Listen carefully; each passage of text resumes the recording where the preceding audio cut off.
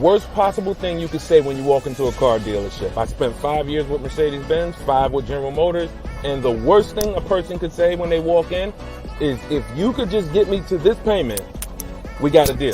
So your loan's probably still like 19, which means you got to pay to get out. You're upside down. It's called negative equity.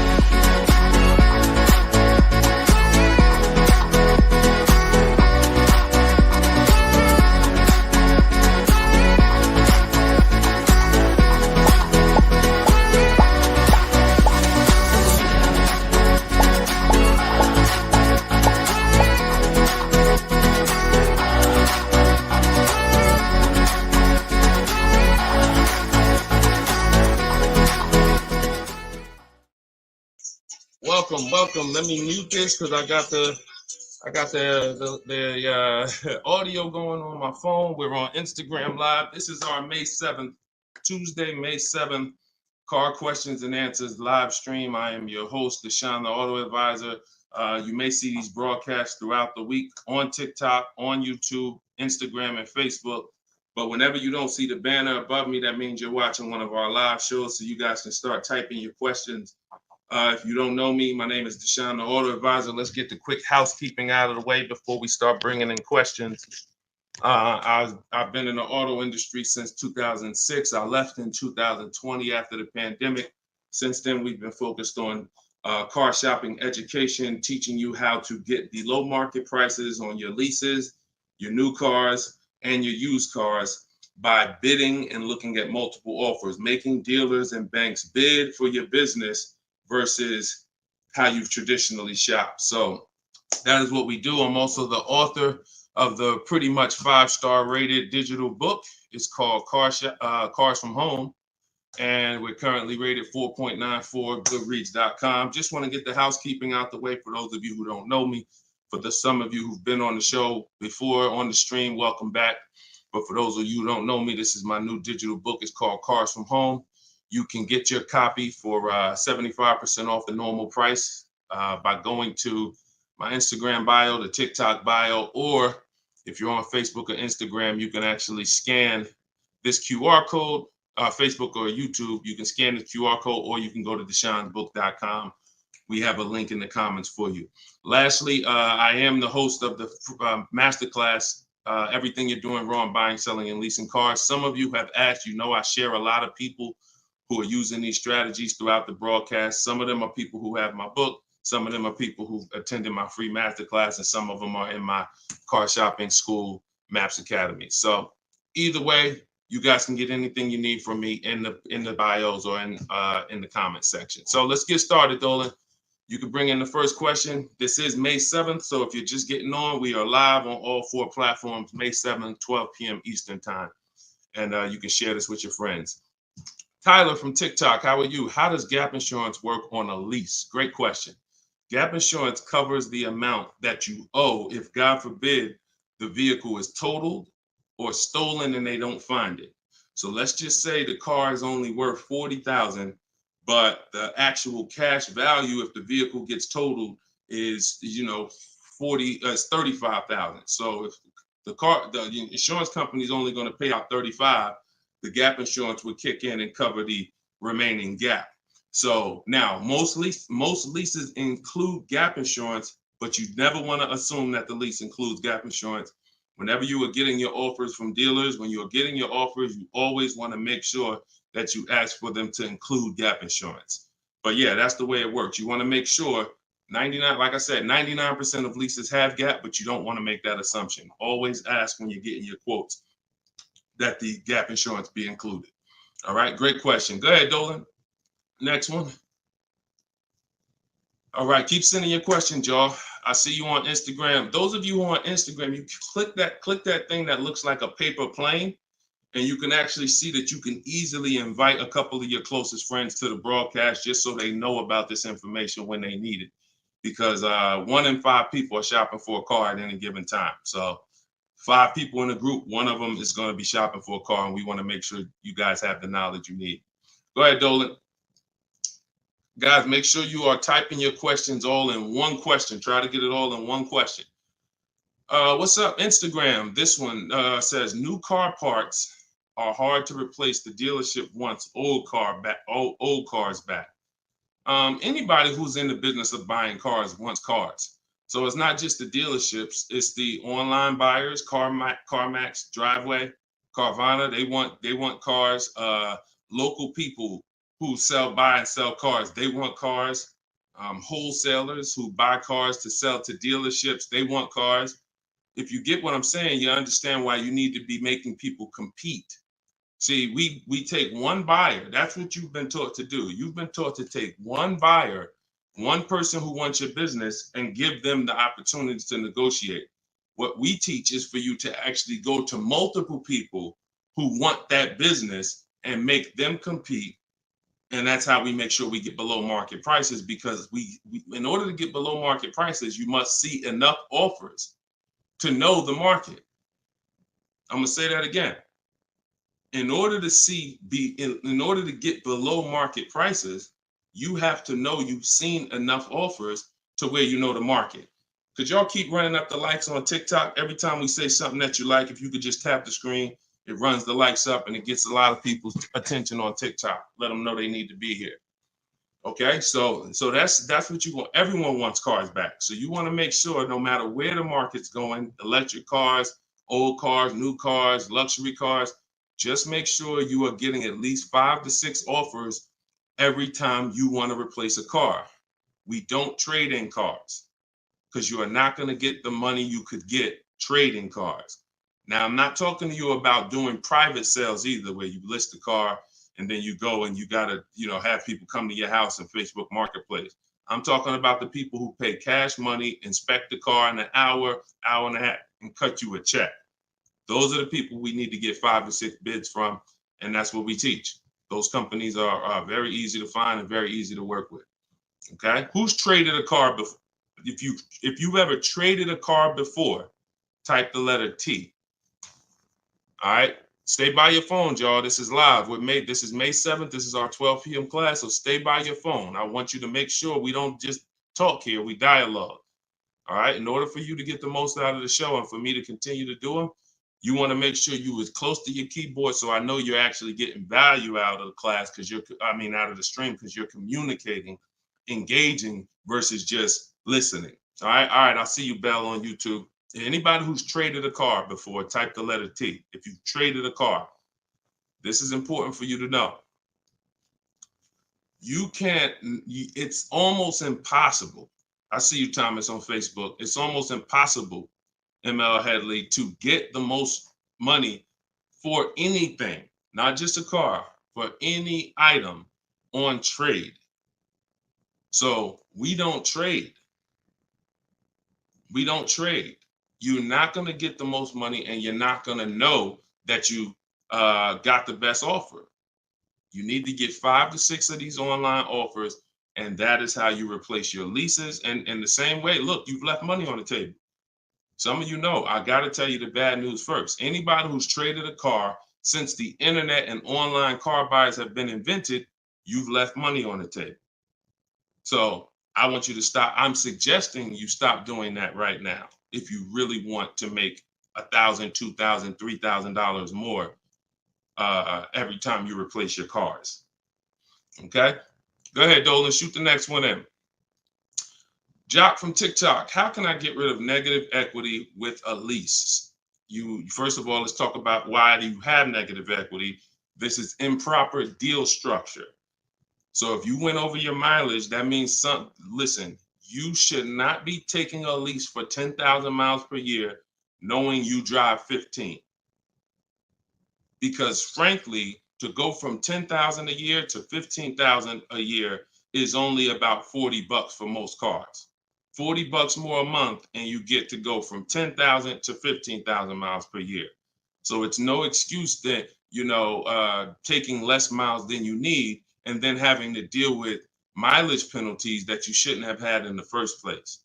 So we see. So our solution for negative equity is to always in most cases to roll it into a lease, because the cause usually for negative equity is you buy your cars. Somebody told you don't lease, you listen to them, but you don't keep your cars long enough to outlive the depreciation. So you buy your cars and you replace them, usually by trade, in a short period of time, 2, 3, 4, 5 years, 6 years, and that's too short of a period of time to replace a car because of the depreciation. But with a lease, you should not have negative equity. Negative equity is something, you have a penalty because you don't owe. Negative equity means the object you owe a loan on is not worth that. So you owe 20,000, but the car is only worth 15,000. In your case, you have agreed to drive 30,000 miles over 3 years, but you're driving 40,000 miles. You drove 40. So you need to pay that penalty in order for you to go to the next car. Okay? It should have been in your lease to begin with because you pay less for it if it's in your lease. You pay probably 15 cents a mile. Where on a penalty, you're going to pay 25 cents a mile in a lot of cases. So what you want to do is you want to consider this. Staying in the car, waiting to the end of the lease, and if whatever your mileage penalty is, rolling it over to the next car as far as work your deal out. This is what I would be doing. One, I would do an equity assessment. Before we even talk about this, you need to do an equity assessment. The equity assessment is step 2 in my process. The name of my book is Cars from Home, 7 Steps to Saving Time, Money, and Avoiding Dealership. So it takes you all the way through the journey of getting your car from home while you are at home. So the second step, which is right after we decide whether we're buying or leasing, is we must do an equity assessment. Some of you, who has a car that they're going to be replacing to get a car?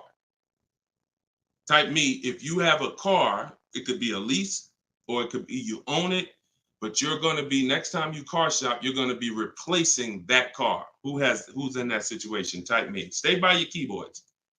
Let's go. We're live. This is May 7th. Wake up, people. Wake up. School me. All right, me, I see you. All right. What's up? Y'all can we run the lights up on TikTok? Can we tap the screen?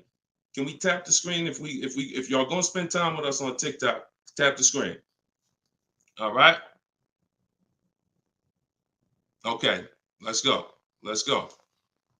Come on, don't play TikTok. I'll close the broadcast. All right. Y'all not paying me nothing. Okay. So I'm asking you for a tap of the screen if you want to stay on with us. All right. We could definitely go TikTok. We could go Facebook, YouTube, Instagram if y'all acting funny today. We got no problem. All right. I appreciate it. I see y'all now. I see the lights running up. All right. So if you have a car you're going to be replacing, then everybody who just said me, then the first thing, once you decide whether you're buying or leasing, is you need to do an equity assessment. So you're going to call your bank. If you don't have a bank, the car's paid for, then you can skip this step, but you're going to call your bank. You're going to find out what your payoff is. Once you find out what your payoff is, you're going to now, if you have a lease, you're going to ask them, do you have a third-party restriction? Now, once you make a note of those things, that's 4 different paths. See, I just talked to 4 different people. It's very important that y'all understand that I don't teach one size fits all car buying advice. So you got to listen closely to see, oh, is he talking to me? Oh, that's what group I fall in. So I just said, some of you are going to replace a car. You have no money you owe on it. You don't need to call your bank. Everyone else, lease or purchase or finance, you need to call the bank, and then you're going to ask for your payoff. Once you have a lease, you're going to do this next step. So some of you who don't have a lease, you don't have to do this step. Then you're going to ask, do I have a third-party restriction? And you're going to make a note of that. And you're going to put yourself into one of those 4 categories. Okay, this is broken down. This is step 2 in my book. So once you get that information, you're going to go online to CarMax, Driveway, Carvana, Kelly's Blue Book, Instant Cash Offer. Please do not come talking about what Blue Book says. Algorithms in this market mean nothing. The only thing that matters is cash offers. So you're going to go to these people to get your cash offers: CarMax, Driveway, Carvana, Kelly's Blue Book, Instant Cash Offer, Car Guru, Sell My Car, and Auto Nation, Sell My Car. That's 6 offers. And once you have those offers, you will know where your equity position is. You will know if you have equity in your vehicle. You will know if you have no equity in your vehicle. If you are leasing, then there is no such thing as negative equity. Because let's say your payoff is $20,000 and your highest offer is $18,000. You don't have negative equity, you don't owe that. That just means when you go to drop off your vehicle, you can't sell it and make money. That's what that means. Now, if you have a mileage penalty like this gentleman may have, that's different. But that's separate from the equity assessment process. You need to know, what is the asset that I'm driving? What is the asset, the car that I have in my possession, worth on the market? And what do I owe on it? And is there equity there? So that is the step you do before you think about shopping and getting offers, because we break our transactions down into 3 categories. Who we buy our car from, we're getting bids. Who we get our loan from, we're getting bids. And who we sell our car to, we're getting bids. So this is very important in our process of how we get below market deals from home. Okay, so do that step, Jock, and that's what and you go from there. Everything I'm talking about is in my new digital book, Cars from Home: 7 Steps to Saving Time, Money, and Avoiding Dealers. Shoot the next question in, Dolan. Everyone who wants your copy, you can get it for 30 minutes at 75% off. It's normally $97. So everyone who's gotten this book, and we've gotten close to probably 6,000 people at this point, the book is $97. But when you go to my bio now, or my Instagram or TikTok bio, you can get your copy for 75% off, which would be $24, but it's only for 30 minutes. If you're on Facebook or YouTube, just check the comments and go to deshonsbook.com. You got 30 minutes to get your 75% off. Okay, Tyler from TikTok. Rolled over $14,500 from a trade into a 36-month lease. Payment only $54 a month. Is this a good strategy? Payments only $54 a month? What do you mean by that, Tyler? $54 a month. How could the payments be $54 a month? You need to know how much you're rolling over into the new deal, because let's say, for example, you have $14,000 of negative equity. Just that alone is $400 a month. Just the negative equity. So I'm trying to find out what you mean when you say rolled over 14.5 from a trip. Oh, wait a minute. I think I know what you're saying. You are essentially prepaying your whole lease. What he's saying is he's taken all of the car that he is trading, which I just told you how much I'm not a fan of that. But he's now essentially doing a one-pay lease, or you're doing a huge down payment. So this is very important. You could be about to really lose your shirt right here. This could be extremely bad for you. You need to make sure you check what I'm about to say to you. If all of that money is being treated as a cap cost reduction, which is essentially a down payment on a lease, let's just say your payment would normally be, matter of fact, let's do this math real quick. And this is why having a consultant and having an advisor and getting education saves you thousands of dollars. Now, $14,500, you are talking about, if you put that into a payment form, your payment would be $400 a month higher, plus the interest on that, plus the taxes, plus the interest on that. So let's call it $430 plus this $54,000 this $54 a month. So let's say your payment would have been, without you trading, would have been like $485 a month. So if they're treating all of that as down payment, then here's what's happening. You're just prepaying the lease. So you have no protection. If that vehicle gets totaled, you are out $13,000. You won't be, anything you put into that vehicle, you're out. That money's gone if the vehicle's stolen or totaled.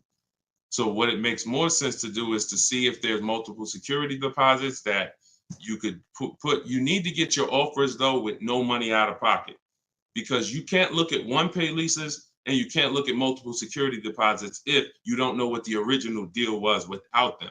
So if my payment is $500 a month, and then if I put multiple security deposits down, it lowers it to $450 a month, then that could be a good offer. If it lowers it $20 a month and I got to give them $6,000 to hold, then it doesn't make financial sense. That's not a good return on you holding $6,000. But I'm always comparing it. This is something we teach called advanced leasing strategies. This is not for everybody. So but you need to determine when you're doing a one-pay lease, all you're doing is giving them all of this money up front so they can lower the actual interest on the lease and see what the payment comes out to with the lower interest. So you have to get offers without down payments. This is why I'm saying when we shop, we never shop with down payments, whether we're buying cars or leasing them. We never shop with down payments because when you're putting all this money in, you can't assess the deal because you don't know how much of this being a low payment is because I put all this money down. You need to know you have a deal before you consider what monthly payments is going to be. If I'm getting a lease and I shop my offers and my lease deal is under 1%, or my best offer is under 1%, no more than 1.5, somewhere in between there, I know I have a good deal, regardless of how much I'm going to put down. So, and when it comes to purchasing, I need to know people worry about the payment. Some of you are worried about the payment. You don't care about what you're buying the car for, and you're worried about the wrong thing because you're thinking about the loan you're getting. You're not thinking about the car you're buying. Before you think about, hey, what's a good payment on this car? No, the better question is, who's the dealer that's going to sell me that car for the lowest price? Deshone, I want to get this BMW 4 Series. What's a good payment on that? No, you're going to get a BMW 4 Series. Who's the dealer that's going to sell you that BMW 4 Series for the lowest price? If 20 dealers, if say 10 dealers have that car, $60,000 car, some dealers are going to sell it for 65, some are going to sell it for 60, some are going to sell it for 57. You need to get these offers before you worry about what the payment's going to be. And that's a whole different philosophy. This is what I teach. So I'm never going to be in the business of not teaching you to understand the numbers because we make it simple. Whether you're using my book, whether you're paying attention on these live streams, when you are shopping multiple offers, you eliminate this. You cannot be a payment shopper because you'll just be throwing money at deals and thinking you got a deal, but you didn't get a deal. You just threw so much money at it that it lowered your payment to something that you felt good about. Doesn't mean you didn't overpay for the car. All right? Very, very important, y'all. This is $3,000 to $5,000 to $7,000 to $10,000 mistakes. These aren't $100 mistakes. Listen, look, people right now are so distracted. They are asleep. They are asleep. The only way people could continue to make money is people stay asleep. It's not so when I tell you the conversation, you are taught to, when you're buying a house, get help. Make sure you have a plan. Work with the best people. Get a home inspection, even if you're not going to buy the house, right? Don't you get a home inspection even if you're not going to buy the house? Don't you risk $400, $600, $800, even if you're not going to buy the house? Why? Because you want to protect yourself from making a $20,000 to $50,000 mistake. But with cars, this is the only thing that you think, oh, I could just do this on my own. Knowing that every time you buy a car, you have a little buyer's remorse. You hope you hope you didn't overpay. You hope you didn't. So lock in. The only way you are going to win and be like these people that I show on the show all the time, like you see just a ton of people that's paying ridiculous prices, below market prices. And I got more to show y'all. Like my next show, I got like 3-4 million people that hit me with their deals they got in the last 2 weeks that I haven't even pulled in yet. Like you're not going to get these prices until you take car buying as serious as you take buying a small house. Once you start doing that, then you'll start saving 5 and 10 and 15 grand on some of these cars. Until then, you're gonna keep just moving the way they want you to move. Go ahead, Dolan.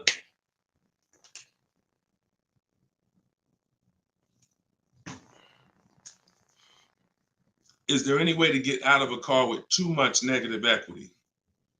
No. Negative equity is what I call a bad credit for people with good credit. You could have an 800 score. If you have too much negative equity, you're not going anywhere. So the first thing to know is what's the cause. See, we could sit here and we can cure the problem, but until we know the cause, you're just going to go and you're going to repeat the problem. The cause is you're not leasing, but you're not keeping your cars 8 years. So what you're doing is you're losing on depreciation. Your car's value is going like this. You buy your cars, it goes down 15%, 20% the first year, 15%, 12%, 12% is losing thousands of dollars in value for the first 5 years. And then that's when you go to trade it, or that's when you go to replace it. So you don't keep the car long enough for it to start losing a little bit of value because somebody taught you you could just switch cars anytime you want. Buy them and switch them, buy them and switch them. This is a depreciating asset, and you're going to lose every time doing that compared to someone who's getting great lease deals. So if you're not, our rule of thumb is if you're not buying your car to keep it at least 8 years, you should be shopping for great lease deals, not purchases. So you need to know the cause. Now, once a lot of you figure that out, that that's true, and you learn that all of this bad structure has cost you, you're going to lease. You're going to say, Deshone, I'm not keeping my car 8 years. I'm leasing my next car. If you don't have too much negative equity, then what you should be doing is trying to cover the difference. So you're going to do that equity assessment process that I laid out about 10, 15 minutes ago. You're going to do that equity assessment process.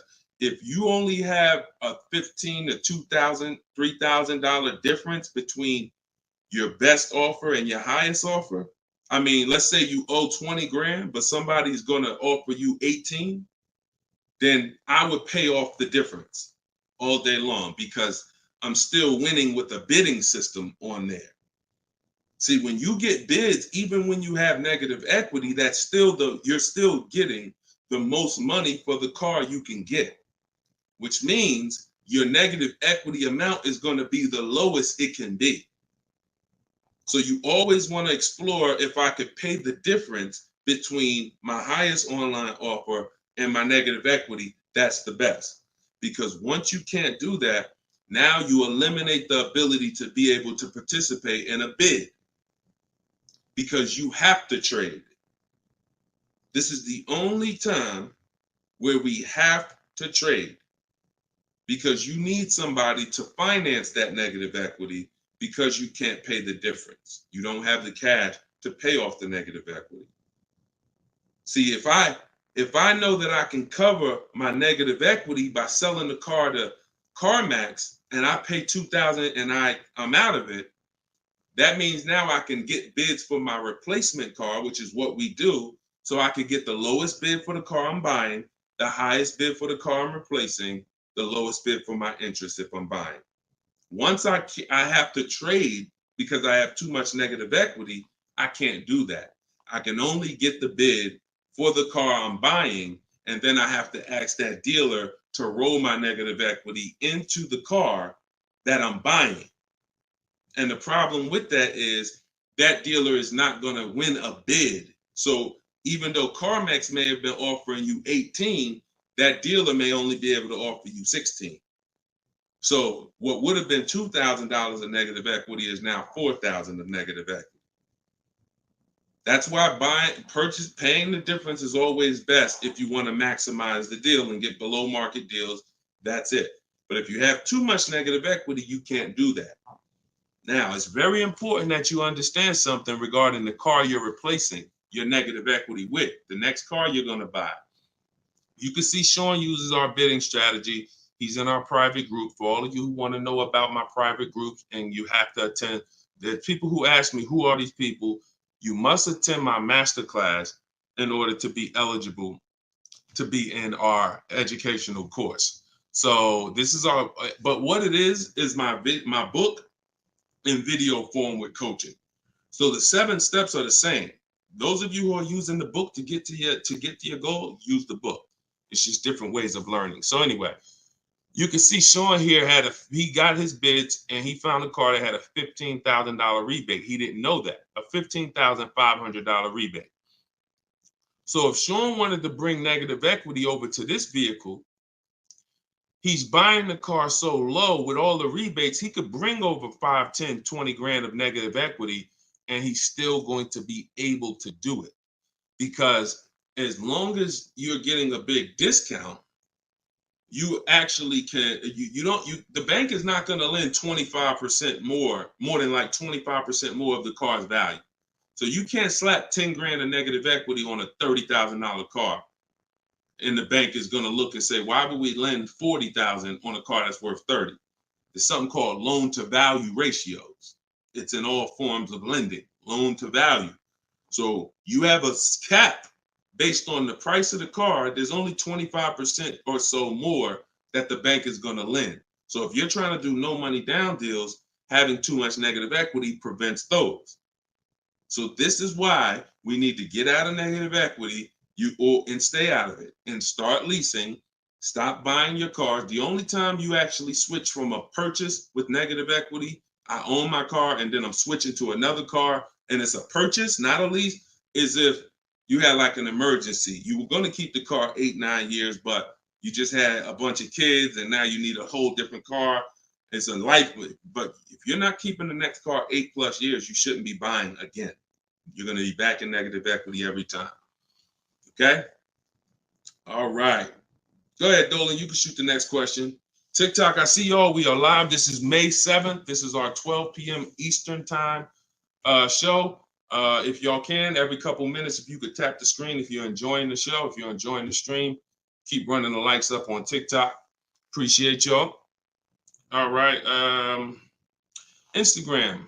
My lease on a CX5 is coming up. CarMax value is showing 21,000. My buyout is like 18. Should I buy it and keep it? No. Why would you go from a lease with a great, and look, I'm going to talk different on every show because I know some of you are new. Okay? Who's new here? If this is your first time ever on a live broadcast, on a live stream with us, just type the number 1 and then we'll answer the brother's question here. Who's new? All right, I see you, Khaleesi, on TikTok. I see you. If this is your first time on a stream, you've never been on Car Shopping Questions and Answers with us, type new. Okay, I see you, Matt, on Facebook. I see you, Vince, on Facebook. Melanie on YouTube. DJC Square, I see you. Okay, I see you, John, on YouTube. Okay. All right, TikTok quiet today, boy. I never saw TikTok this quiet. They ain't hitting no likes or nothing. That's all right. God bless them. God bless them. All right, so Instagram. Let's talk about this. Let's talk about this equity position you're in. Right now, you could sell that lease and make $4,000. Why would you want to go from a lease, which is a not keeping my car 8 years? I want full warranty. I want low payments. I want to drive a lot of car for a low amount of money.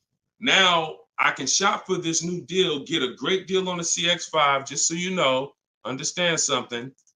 CX, look, let me show you something. This was Tiffany rode in, and Tiffany got a Mazda CX50 a couple weeks ago, not too long ago. Look at this. So let me show you just kind of what this could look like in a great world.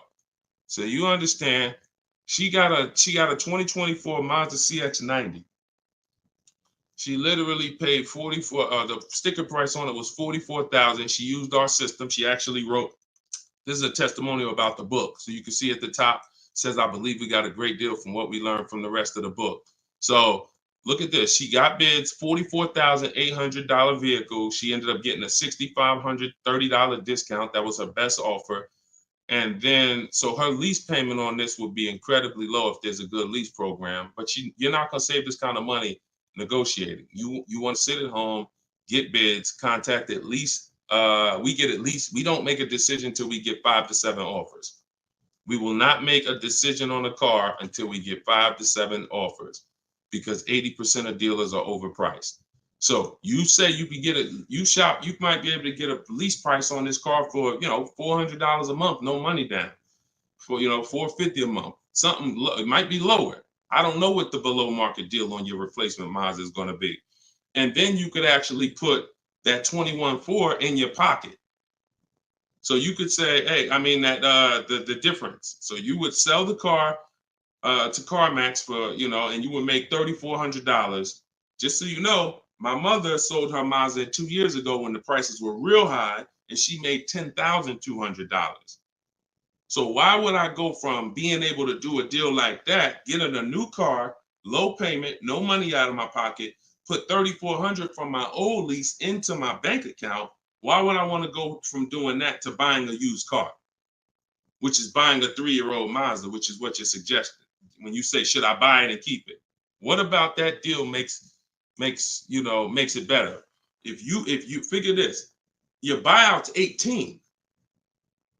What's the payment on $18,000 plus taxes? 20 grand, 21 grand. What's the payment?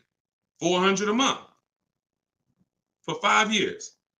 So why would I go and buy a 3-year-old used Mazda for 400 a month when I could go and I could lease a brand new Mazda for 400 a month and then turn around and again, if you're not buying this car to keep another 8 years, it makes no sense to buy a used car right now. It makes zero financial sense. Not only that, you're gonna spend the same amount of money over the years that you could have drove brand new leases for. There's no benefit. There's no benefit. This is what it is. We've seen this thousands of times over the years, hundreds at least. You know, I know it's happening thousands of times. People are buying their leases every day. They're not realizing they're just buying a used car. That's all you're doing. So I go from leasing to buying a used car, which means something in me has to change. Those of you who are buying used cars, you should be buying them to keep 8, 9, 10, 12 years. Not 4 years, 5 years, 6 years. You're driving old cars for the same prices you could be driving brand new leases for. Same prices. So why would I drive a bunch of older cars, 5, 6, 7-year-old cars? By the time I pay it off, it's 10 years old, 11. Why would I do that if I could be driving brand new cars for the same prices? So it's important for you to understand. That's why this is the first step in my process is we got to know, should we buy or lease? And the only people who should be buying are 8+ year people.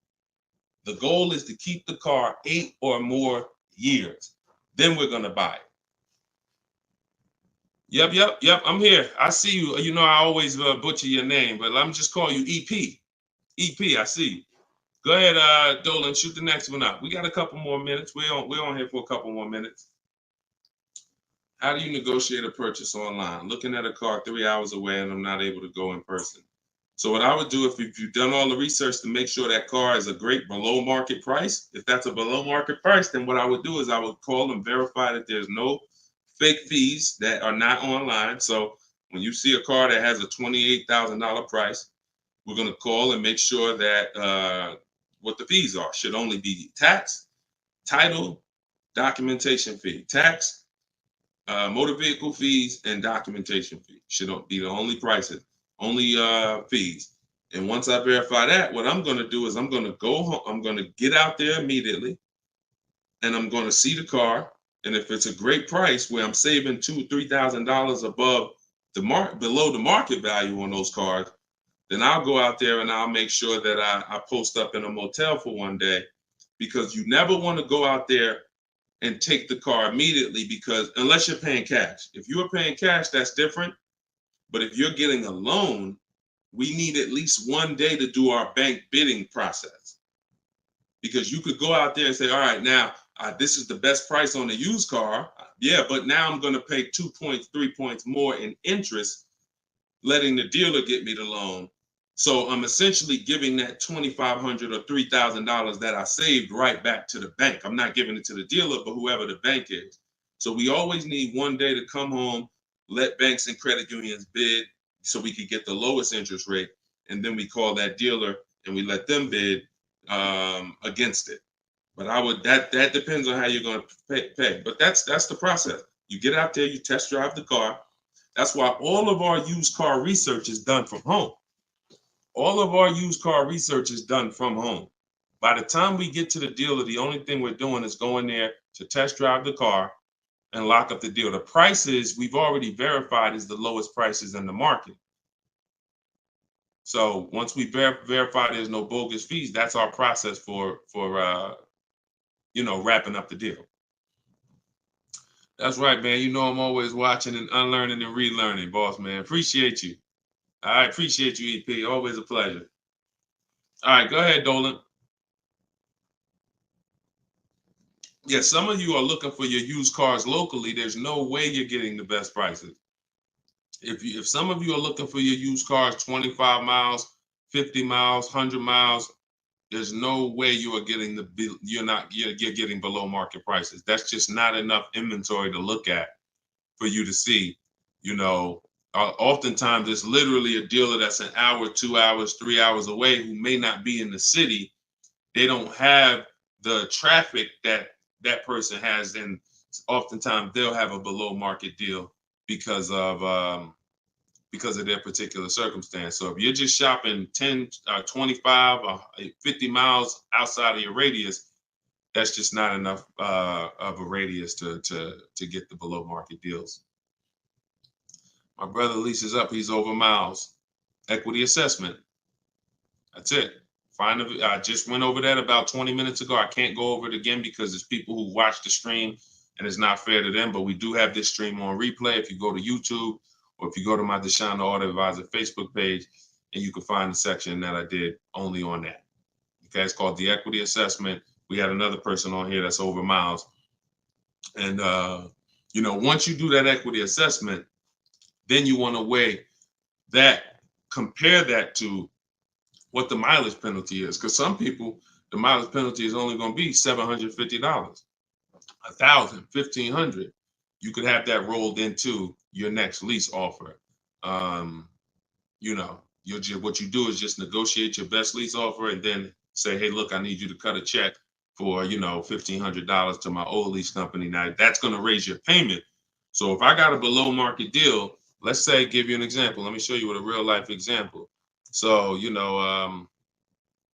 so Charles, let's say Charles, he gets his Hyundai Palisade, he gets it for $597 a month, but he has a mileage penalty of, $1,500 that he needs. This dealer who won his business, he needs them to pay that to his old lease. So they're going to cut a check for $1,500, but that payment, that $1,500 now goes into his new deal. So it's just like negative equity. It's going to raise your payment up, which is why we bid this out and we don't bring stuff over. We don't bring mileage penalties over until we have already found the dealer that we're going to buy our car from, because they've given us the biggest discount.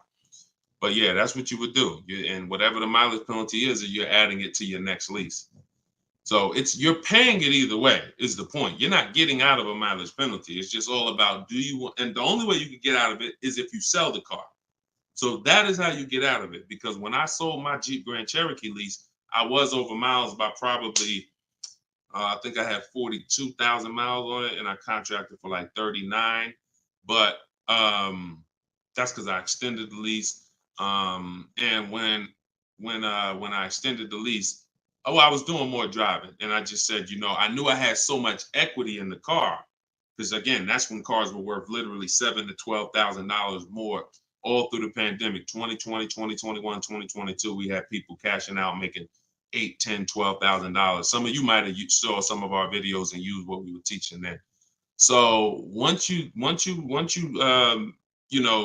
that, that's the only way you get out of a mileage penalty is you sell the vehicle, and then it's all whole. But if you're not doing that, that mileage penalty is going to be paid. It's just what I just told you is a way to get the deal done without having to pay the mileage penalty out of your pocket. You're rolling it into your next deal. All right, go ahead, Dolan. All right, y'all, this is our Tuesday 12 p.m. stream. We're on here for a few more minutes. Keep your questions coming. Try to get to as many as we can. Everything I'm teaching y'all, if you guys do not want to remember this, if you're like, Deshone, I want something where I can see step by step your plan, you want to go to deshonesbook.com. We got the banner on the screen. If you're watching us on TV, you can scan the QR code with your phone and you can get my new book. It's a digital book called Cars from Home, 7 Steps to Saving Time, Money, and Avoiding Dealerships for 75% off. So you'll get it for $24. You won't pay the normal $97, but it's only for 30 minutes, okay? After 30 minutes, it's normal price. You guys that are on TikTok, you can get yours in my TikTok bio. There's a website there, as well as an Instagram, my Instagram bio. All right, get your 75% off if you don't want to get it, if you don't want to remember any of this. All right, so Guitar Jams, YouTube, what's the best price to negotiate over sticker price? For example, a car is a $26,000 sticker, but I'm only wanting to put $27,000 in cash. Is $1,000 difference enough to avoid all BS fees? See, that's a problem. See, let me show you how you're actually hurting yourself by doing this. You're not getting bids. You're not getting multiple offers. If you're looking at a new car like this, a $44,000 car, You go in and you assume what a good deal is going to be. We never assume what a good deal is going to be. We have to reveal what a good deal is by getting multiple offers from home. So we sit at home. In my way, we use the computer and we're going online and we're going to dealers' websites. I have scripts in my book. So all you're doing is copying, pasting my scripts to use this. Now, if you're doing it your way, you just want to make sure your goal, you could do it by phone. I don't care how you do it, but your goal is to get 5 offers.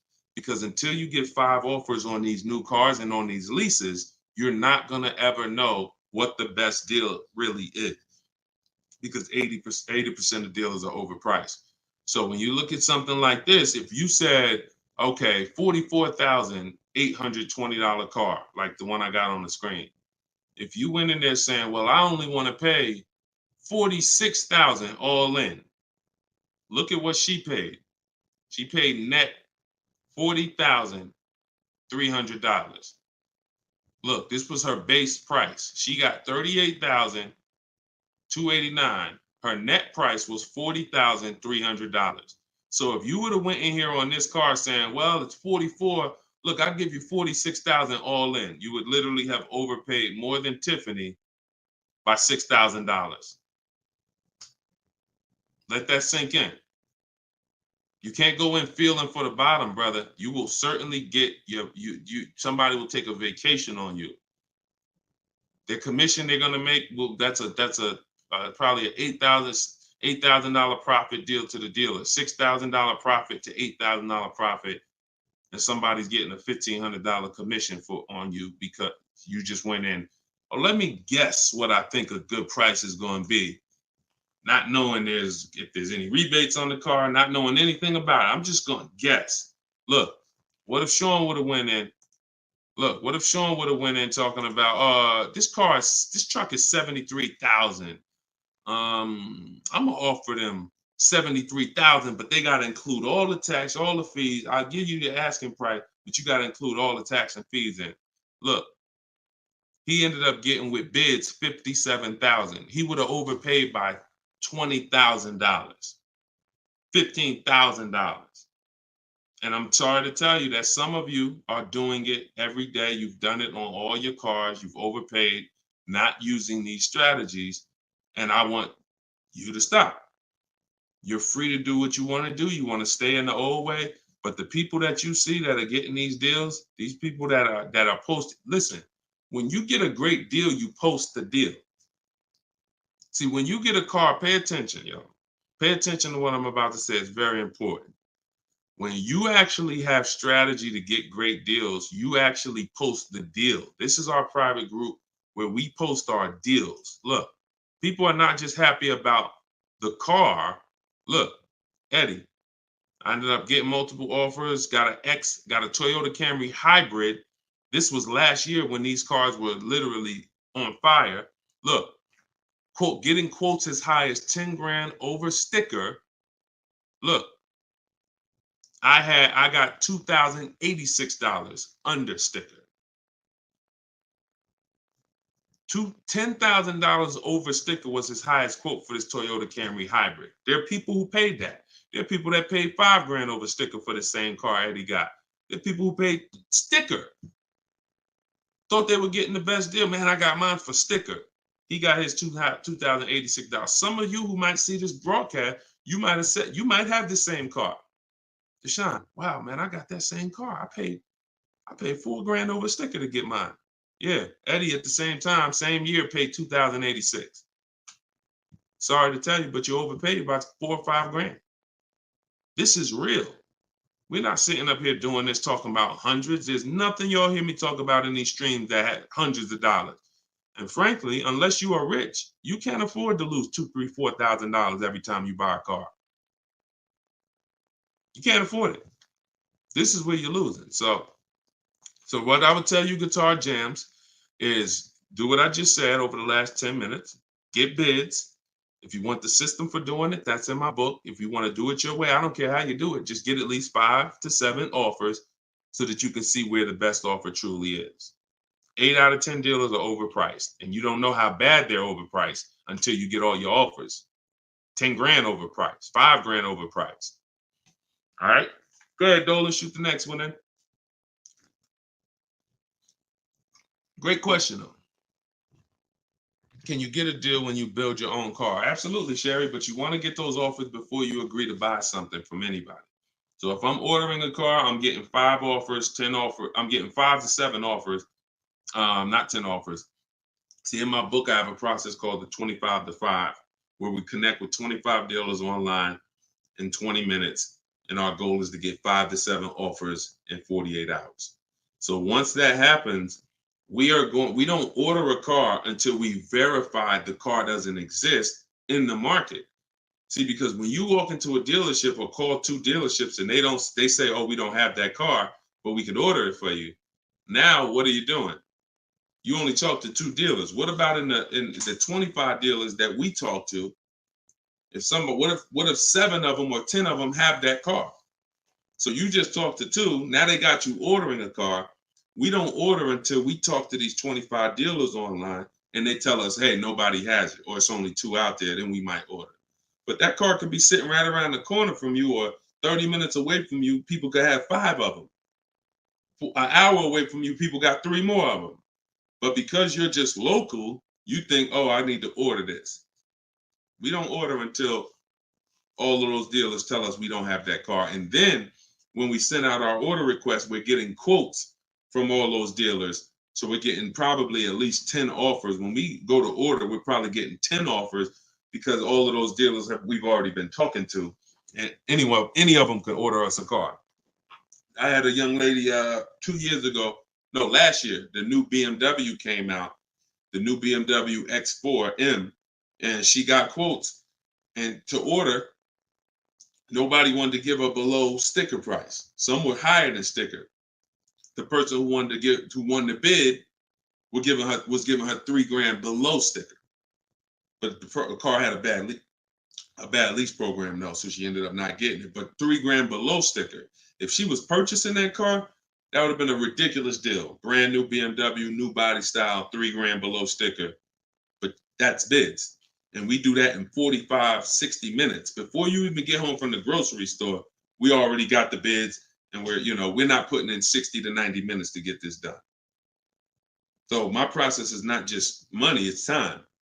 I don't want to spend more than 60 minutes to get a car. And I could get any car, any price. All of these people that you're seeing, Danielle, Kimberly, Bonita, all these people right here, Charles, they could get that Zafrina, they could get these cars, they could get these same deals that y'all seeing, and they're probably 90 minutes. Some of them might be 60 minutes because it was their first time, second time, some of them. Second time you get it, you're probably 60 minutes because it's a repetitive process. Getting a car, getting these bids is so repetitive, you'll see. This is what I should have been doing years ago. I don't know why. So easy. All right, go ahead, Dola. Shoot the next one in. What's up, Sus? Ralph Morales. K. Michelle, I see you. That's not the K. Michelle, I know. What's up, John? I see you. Steps if the lease has a third-party restriction. So if the lease has a third-party restriction, we're going to get bids from whatever dealerships make the car. So if there's a Nissan and I have equity, if I have $2,000 or $3,000 or $4,000 in equity, then what I'm going to do is I'm going to call and I'm going to get bids from the local dealers, because a third-party restriction means that it doesn't mean you can't sell the car. It means you could only sell to a local dealer who makes the car. So we still get bids. We get 3 to 5 offers from used car managers. And whoever makes us the best offer gets the car. And then they'll cut us the check for any equity that's in the car. But we always need to get the offers online, because that's going to tell us if we should even be pursuing. If we don't have any equity, or it's at a break even online, there's no reason for us we don't have any equity in the car. We're just going to return the lease. But the process of doing this is to prevent what a lot of people have done. You dropped off your car 2020, 2021, 2022 at a dealership. If you dropped your old lease off and you didn't do an equity assessment, chances are you gave up a lot of money. And some of you are like, well, Deshone, I did that. I gave them back my old car, but then they gave me a great deal on a new one. You have no idea how much equity they used out of that car or how much they kept. It was, like I said, my mother had $10,200 in equity. She could have literally, they could have gave her, if we would have went into a dealer, they might have gave her 4,000 of the equity and kept 4,000 if we were lucky. So, doing an equity assessment before the lease in process is to prevent giving away any equity when we drop off our lease. All right, go ahead, Dolan.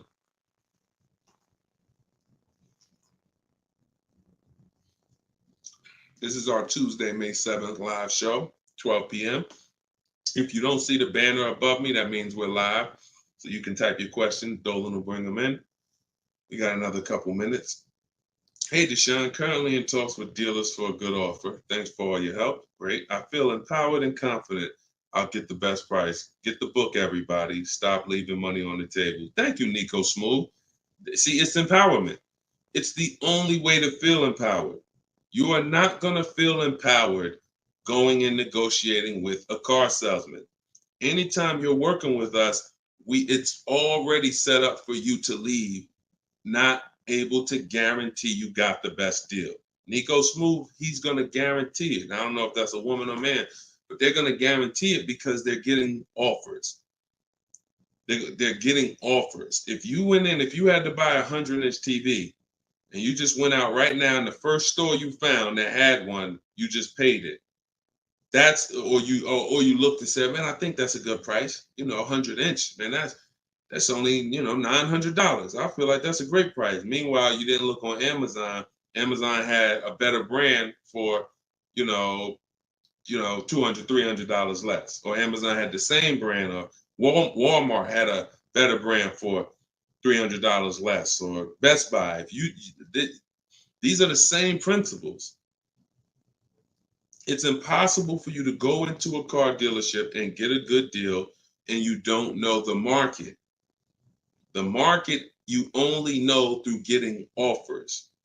Once you get the offers, you see what the best market prices are and you pick the lowest one.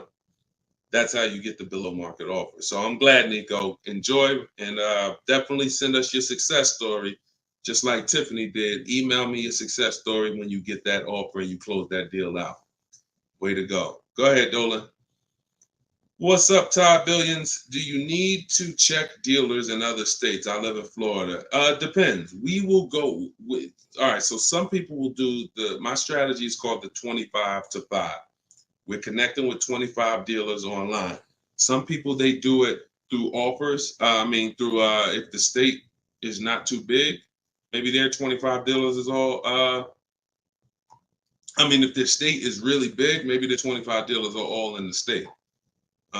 But some people, they might only have 12 dealers in their state, and so they're going cross state lines, and that's very common. That's very common. If you look at Sean posted in our group, and he said he ended up expanding his search to 150 miles outside his area to find this deal. He said, I'm going to another state to pick this up, which is something I never would have thought of before, or would have before he attended the class. So he attended my master class. All of you who want to attend my free master class, it's called Everything You're Doing Wrong, Buying, Selling, and Leasing Cars. You can go to my TikTok bio, and you can go to my Instagram bio. We have a comment in the comment section for you guys who are on Facebook or YouTube. But this is, the local business is going to die. When you see and you shop online the first time properly, you're going to find out that the local business is going to be dead to you unless they win the bid. And you're not going to be committed to local anymore, because look, Sean is driving to another state because his best offer, it saves him $4,000. So no other dealer near him made him the other offer. This dealer that's in another state made him, and it's $4,000 better. So literally, if he has to drive 4 hours, 2 hours there, 2 hours back, he's literally making $1,000 an hour. This is the money we talk, big money talk. So yeah, go as far as you need to get 5 to 7 offers and get the below market deals tied. Go ahead, Dolan, shoot the next one up, brother. Great question.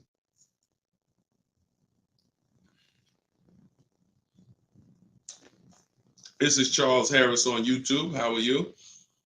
Hey, Deshone, why you don't have PayPal for a payment method? Um, that's a great question. We've used PayPal probably twice since we started our company in 2021. We just found that Stripe was a better company to work with for the business. We do have, I believe we have Klarna. So for those of you who are familiar with Klarna, they'll let you break up the payments interest free.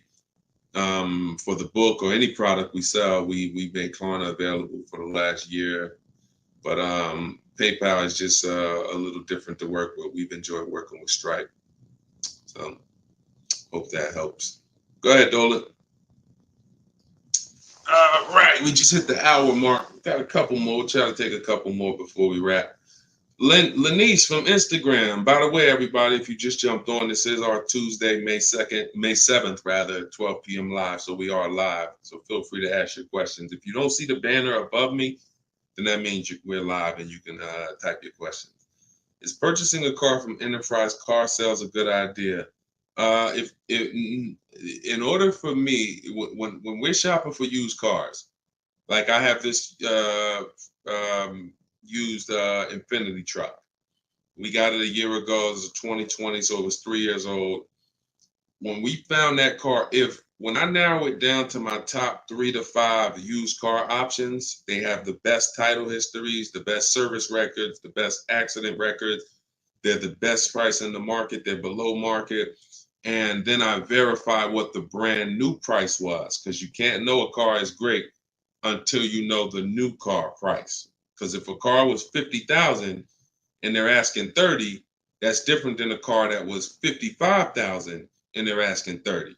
The $55,000 one has more value, has more equipment, more options, so it's a better value. So it's impossible to get a great deal on a used car without knowing what the original price was. So you might have picked a car that's, this one is 30,000, but again, the original price was 50. Meaning, while another one might be 31,000, it's $1,000 more, but the original price was 55 or 57. So you got to know what was in the new car price to be able to compare when we're getting. So if I narrowed it down and that Enterprise car was in that bunch, I'm not opposed to it as long as it has great service records, great accident history, great title records. But the title is going to show as a rental. So when I say great title history, you got frame damage, you got salvage titles, you got rebuilt titles, cars that have been totaled, rebuilt. You have different forms of title: personal lease, personal vehicle, corporate lease. These are all different categories of title. So if you get one that has a rental, then that price needs to be considerably less than the other cars on my list. That's the only way I would look at it. Great service records, great accident records, and then compared to the other cars in my bunch, it's got to be $2,000 less than them. 1,500, 2,000 less. So that's the only time I consider it. Go ahead, Dolan. Now, the way we shop for new cars and leases in my book, and the way I teach, is the 25 to 5 strategy. That's when we're connecting with 25 dealers online to get 5 offers, 5 to 7 offers, 25 to 5.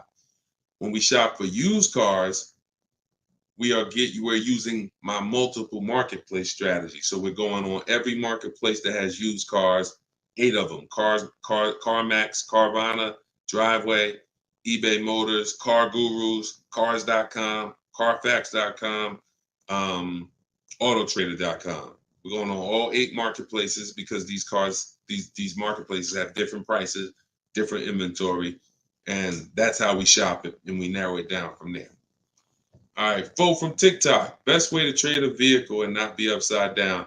We already had 2 questions about negative equity. So what you want to do, Fo, is either go to YouTube and go to Facebook. The replays are there once we end the show. Just find somebody who had that same question. Somebody asked about replacing a car that they had negative equity on. Upside down, negative equity, same thing. Just 2 different terms. Go ahead, Dolan. Everybody getting value out of the show. If you're getting value out of the stream, type $signs, type a $sign. If you're getting value out of the stream, type a $sign. All right, everybody getting value? All right, I see you. Perfect. Good. Good. I see you, John. I see you, Tracy. All right, I see you, Sterling. Yep. I see you, Charlene. I see you, EP. Perfect. Glad everybody's getting value.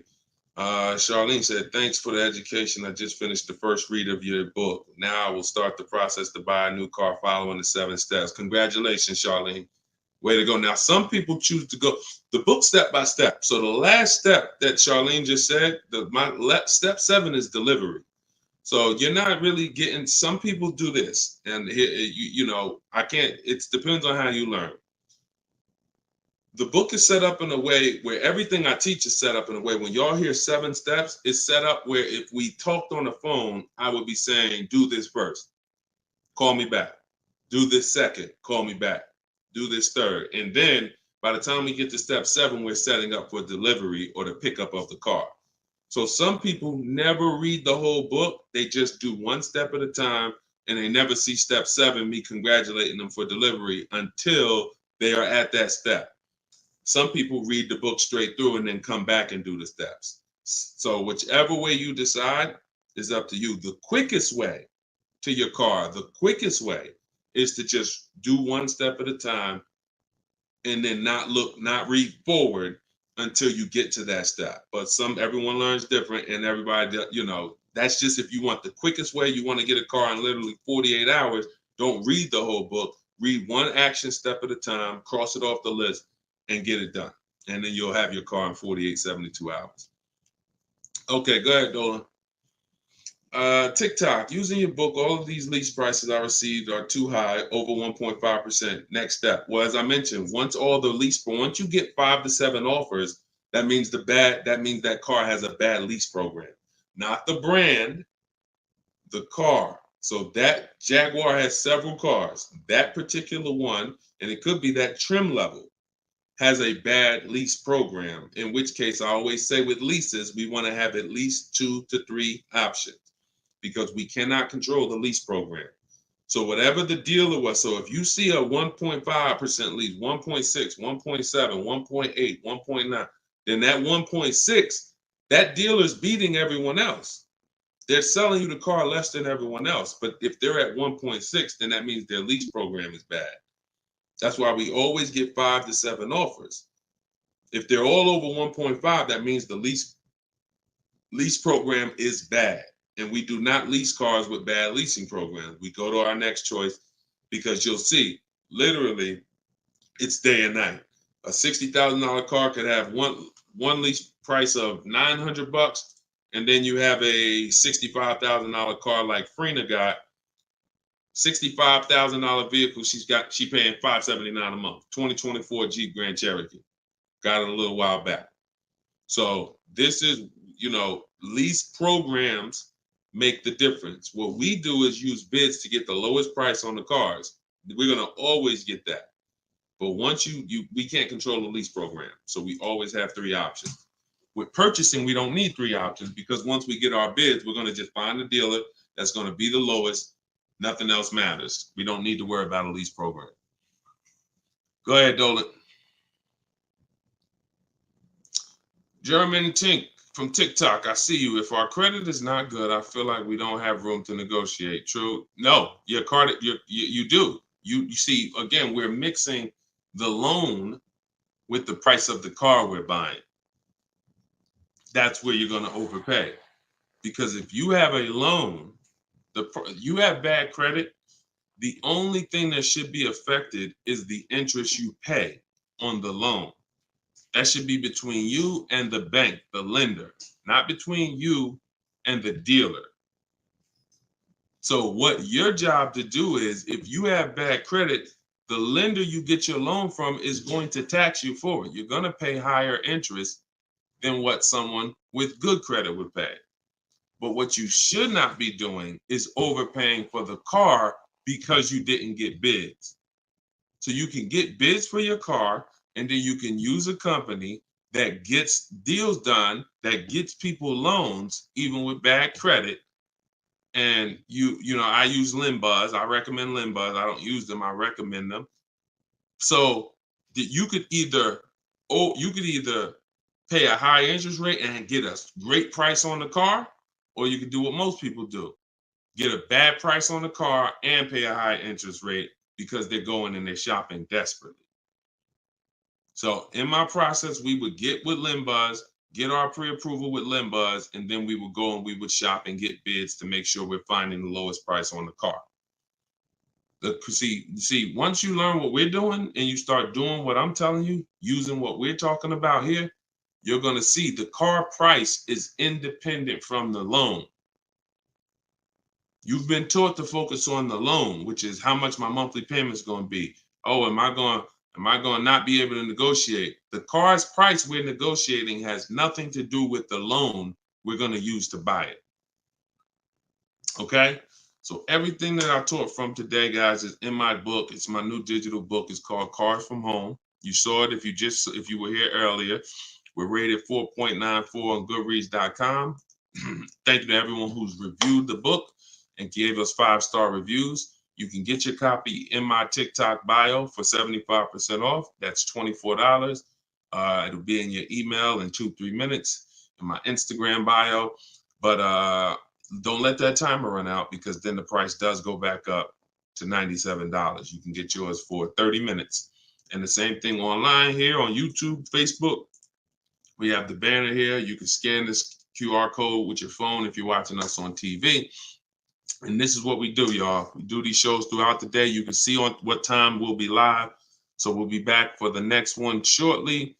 And make sure when you see us, you hop on and ask your questions, all right? But let's go get these deals. Shout out to everybody who's committed to unlearning and relearning. In order for you to win with what we just talked about, you have to unlearn the way you were taught to car shop. You have to unlearn that and relearn the new way. All right? God bless y'all. Enjoy the rest of your day. See you soon.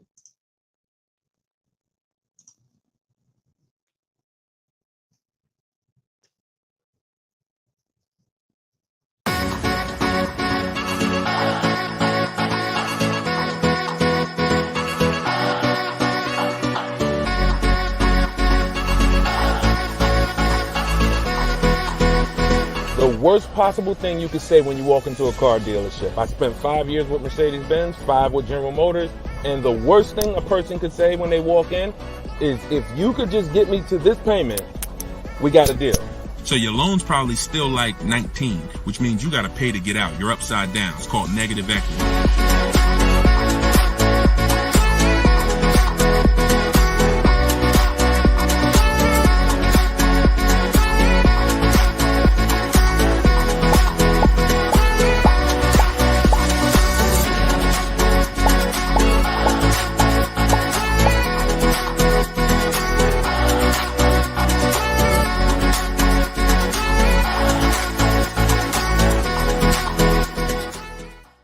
In the next 12 months, if you are car shopping now, or in the next 12 months, I want you to type a 1 in the chat as you come in. My name is Deshone the Auto Advisor. I do these live streams throughout the week to answer questions when it comes to car buying the new way. We've been doing this, helping people really since 2021 through education. And so we teach an entirely new way to car shop. A way that has worked for thousands of people before you. And I do these live streams so that you can ask your car shopping questions, and we can try to get you the answers that you need to help you get below market prices, which is the only thing we settle for. So thank you to the people who are tapping the screen on TikTok, running up the likes. I appreciate it. We have Dolan moderating in the back, so you guys can start typing your questions. Everything I'll be talking about is out of my new digital book. It's called Cars from Home, 7 Steps to Saving Time, Money, and Avoiding Dealerships.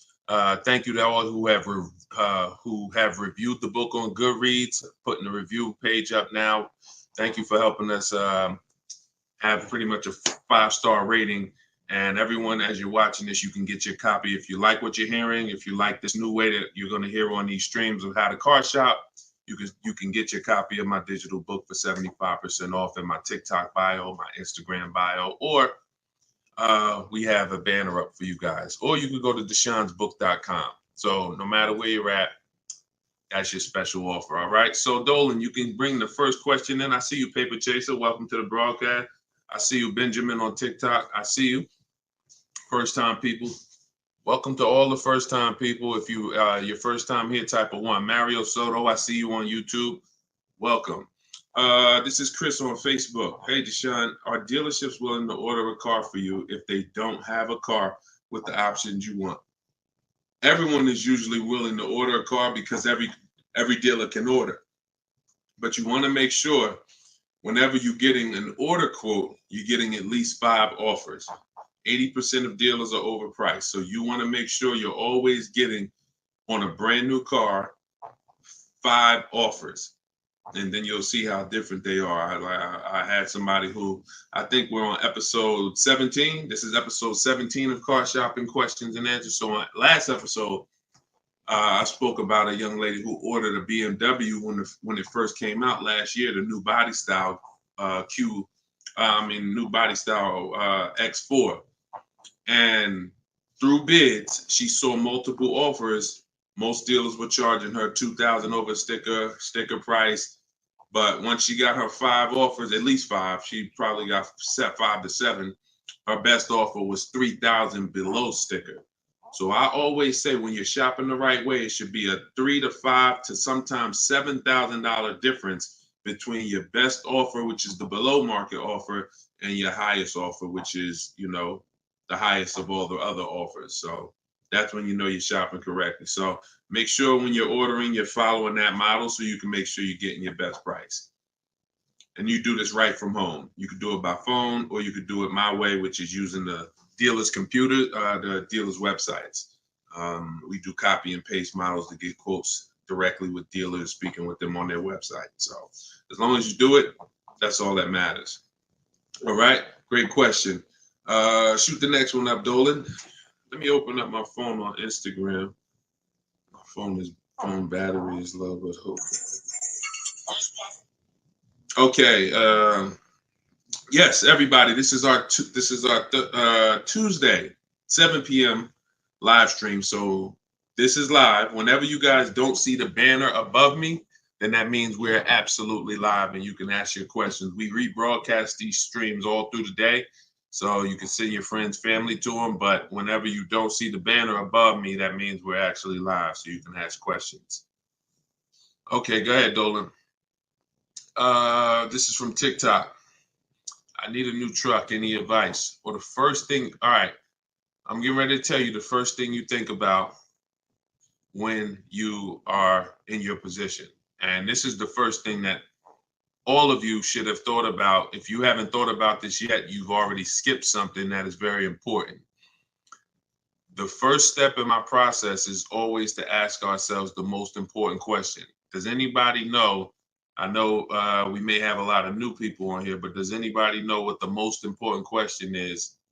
It's probably going to take you too long to type it. So I just want to see if anybody knows what the most important question is. I'll give you guys maybe 5 to 8 seconds to chime in some answers. Can I afford it? That's a good one, but no, that's not the most important question. That comes a little later in the process. Come on, Benjamin, Charlie. Am I keeping the car 8 years? My man, way to go right there. DM me, man. I'm gonna get you a free copy of my book because I like that. All right, that's the most important question. Just DM me on TikTok. I can't read DMs, y'all. So if you actually have DM me, 99% of the time, I'm not gonna see it because I have a team that helps me with my social media. So I'm not seeing DMs because we just get way too many throughout the day. But in your case, yes, send me that. Yes, but that's the most important question because here's the thing. The first thing you want to think about is how long you're going to keep it because you're about to buy something that's going to go down in value. You're not going to get the most value out of it until after 7 years. that's when you're going to get the most value. Everything before that, who knows, when I break these things out, I'm showing you the depreciation curve. And this is how your vehicle is losing value. So if you buy a new vehicle, it's losing value like this. If you buy a used vehicle, it may be losing value like this, but it's going down thousands of dollars every year. So until you keep the car long enough, some of you are just not keeping your cars long enough to win, because you're turning around and replacing your cars while it's still like this. You're still losing $2,000, $3,000, $5,000, $7,000 a year, depending on the price of the car, in depreciation.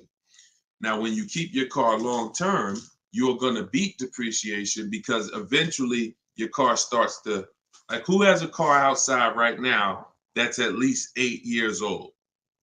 Who has a car outside right now that's at least 8 years old? Type how many years old the car is. I just want to demonstrate something, because if you skip over this, you're not going to be able to get a good deal. You can forget it. I'm telling you right now, I call this the most important question. If you get this wrong, forget about getting a good deal. It's impossible. And I'm going to explain why. This is not, if some of you are new here, I don't need to hype anything up. I love math. So I make math simple. You might not love math. I love math. And I know that when it comes to cars and buying versus leasing, it's a numbers thing. It's a math thing.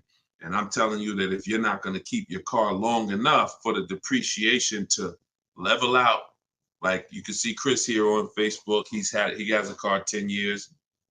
Carlos, 10 years. Tyranny on YouTube, 10 years. Okay. Yep, I see you. Kura Cindy on Instagram, 14 years. Jeff Walkus, YouTube, 15 years. Now pay very close attention to this. You'll notice that the way the amount your car is worth today, it's going to be worth almost the same thing next year. It's going to be worth almost the same thing next year. If your car right now is worth, if it's 9 years old and it's worth $8,000, a year from now it's probably going to be worth $7,600. That's when you have beat depreciation. Tap the screen on TikTok if that makes sense. See, if your car is only losing, some of you see these answers, until you are actually keeping your car long enough. It's not about when you pay off the car. A lot of people think that that's the car's paid off. It doesn't matter. The value of the car is going down. This is why I call this the unseen expense. Depreciation is the unseen expense. And so how do we beat it?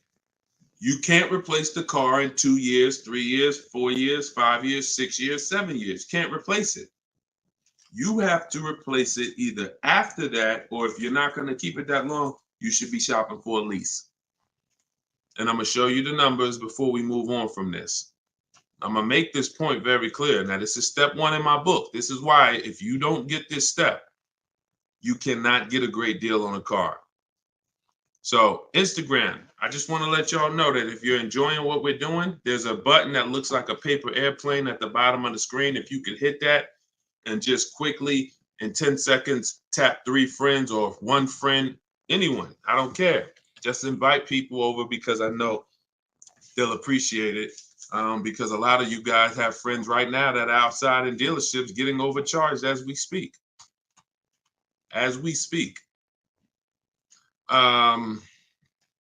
So when you look at long term, here's what you need to see. Look at this.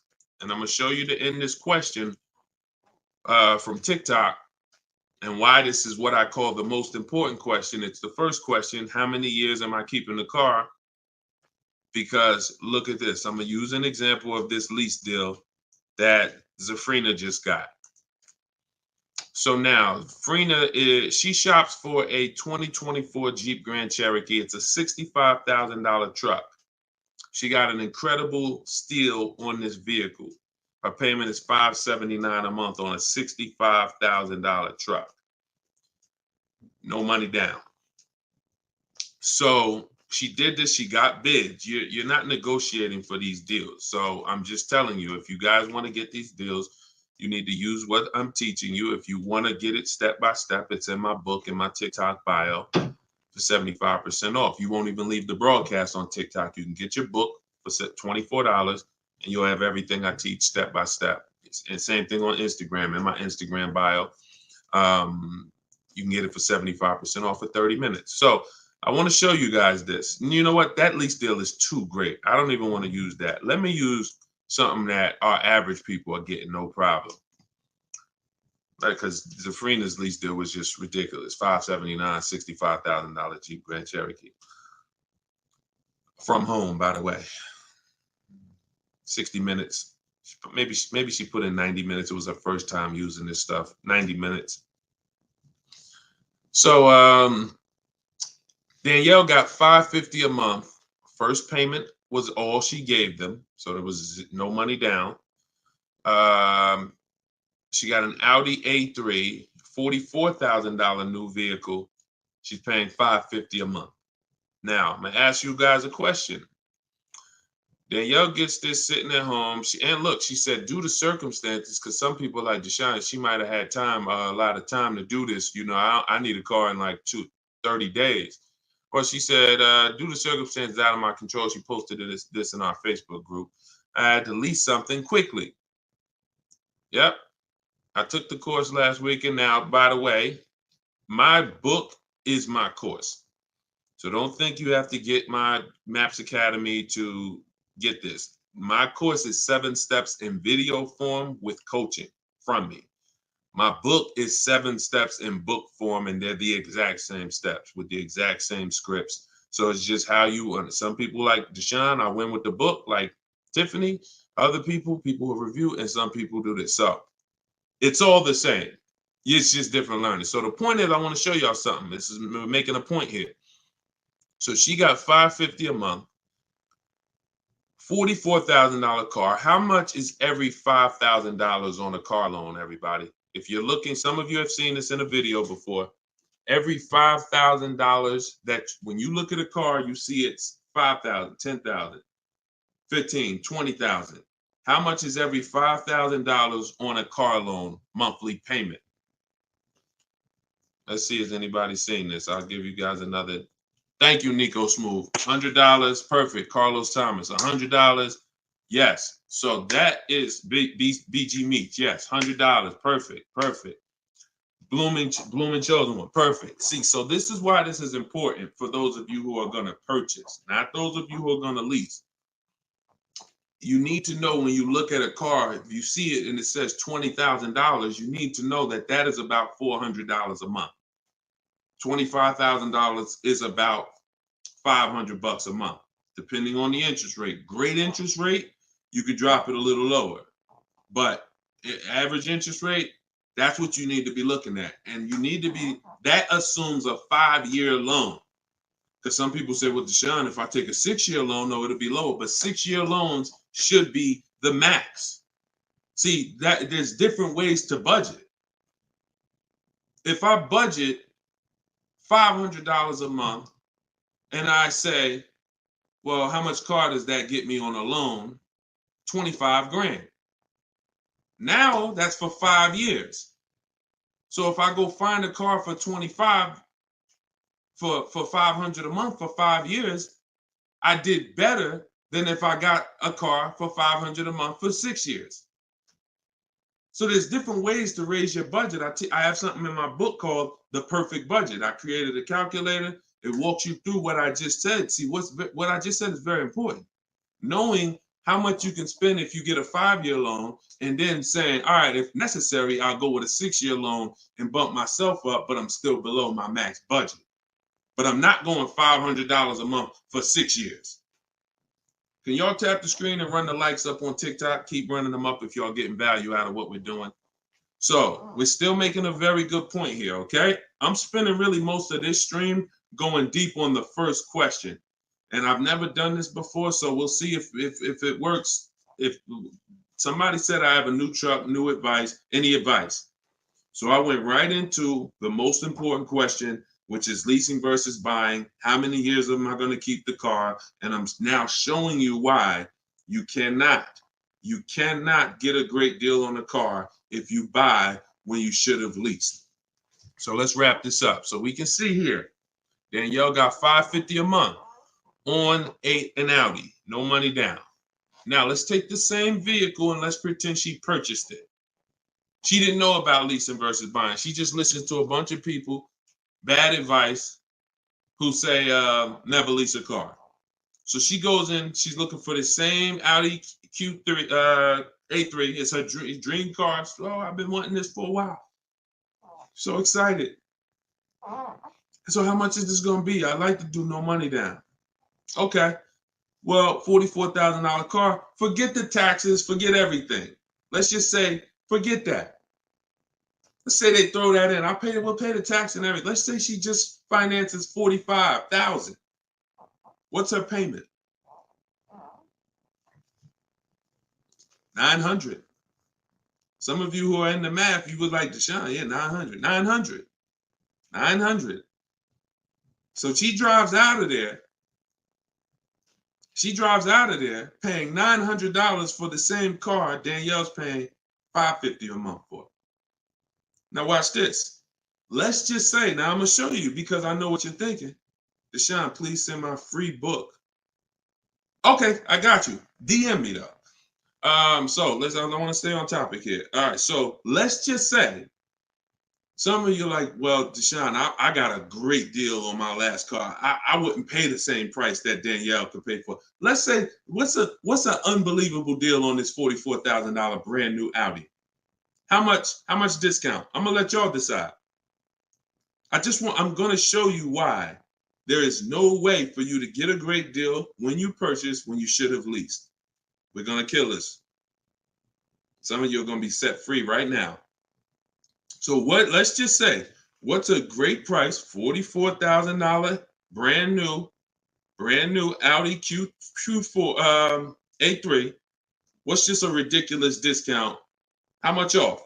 Let's say like the best deal that you could ever think on a brand new car. Look, all right, it's taking y'all a while to type. We're looking. What's up? Heck, none of y'all ever saved money on a car before? Some people, oh, Deshone, I didn't think we could get discounts on cars. All right, I like that. Nico Smooth, I like that. Let's say the person got $10,000 off. Okay? They got $35,000, which is essentially, let's say they got $35,000. The car is $44,000. So let's say they got $9,000 off, which is essentially 20% off the price of the car. Just brand new, nice, popular car. They catch the dealer sleeping, getting bids from home. $10,000, $9,000 off, $35,000. That's what they're getting the car for. Put your taxes on there, because now we're already being super unrealistic. We're not gonna be ridiculously. Let's just say taxes are on there. You know what? Let's just say no. How about this? Not only did she get 20% off, they paid the taxes too. So she really got like $13,000 off. We'll pay the taxes too. Just finance $35,000 even. What's her payment? The most ridiculous new car deal we could ever imagine you've ever seen, we just went over. To show you, no matter how good this is, she still is about to lose because she's purchasing and she should be leasing. Watch this. And I'm going to tell you, when the person who purchases wins, $700. Thank you, paper chasers. Lisa, $650. Those are the estimates. Where do we win at? Imagine if I just gave y'all a ridiculously unreal situation that will never ever happen, but just to illustrate, if that ever happened, 20% off the car, pay the taxes, her payment's still higher than Danielle leasing. So when does the person who buys win? When they keep the car long enough to outlive the depreciation. Very simple. 8 years. 8 years. It's no comparison. So like you're sitting there and you're like, Deshone, I bought my last car and I've been buying cars all my life. I was just taught you buy your cars, you don't lease them, but I never keep them more than 8 years. If that's you, I want you to type a sad face.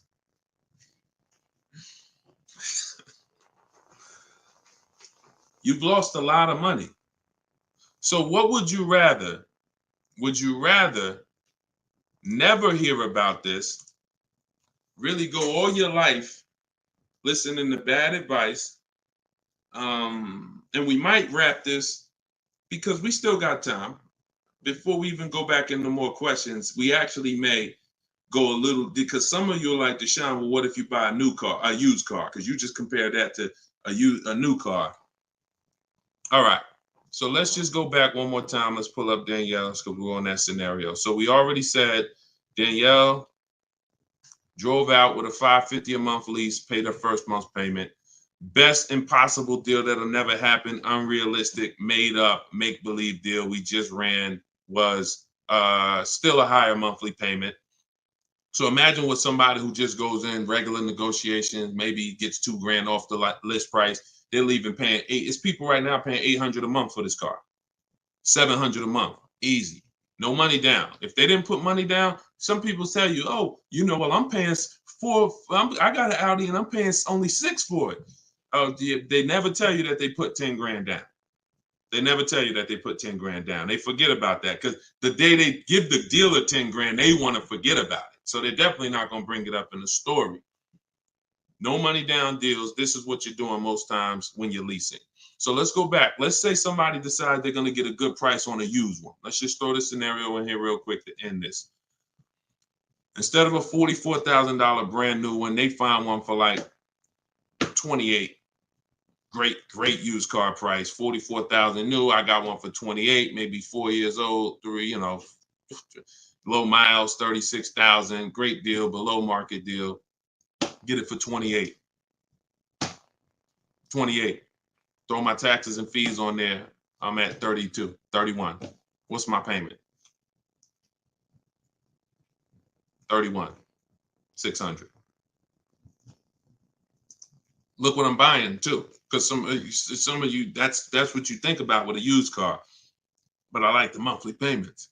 But Danielle's driving a brand new 44,000, never been titled. She's the first person to sit in this new car smell, like real new car smell. Latest and greatest options and features, full warranty. If anything breaks on the car, she's covered for 4 years. She won't lease it. She won't have the lease for more than 3 years. She's paying $550 a month.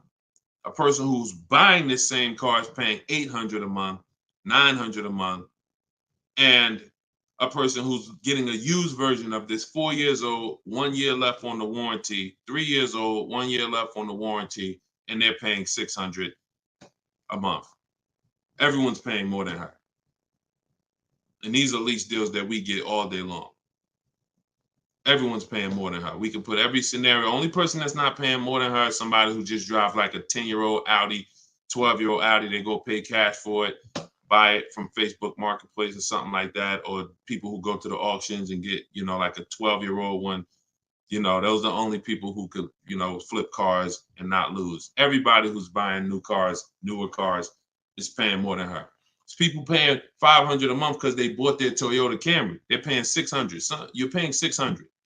She's driving an Audi, $44,000 vehicle, no money down. You're paying $600. You're driving a Toyota Camry that you're not going to keep for more than another 2 years. Any car, replace it. Chevrolet, you could pay, Camry, Honda.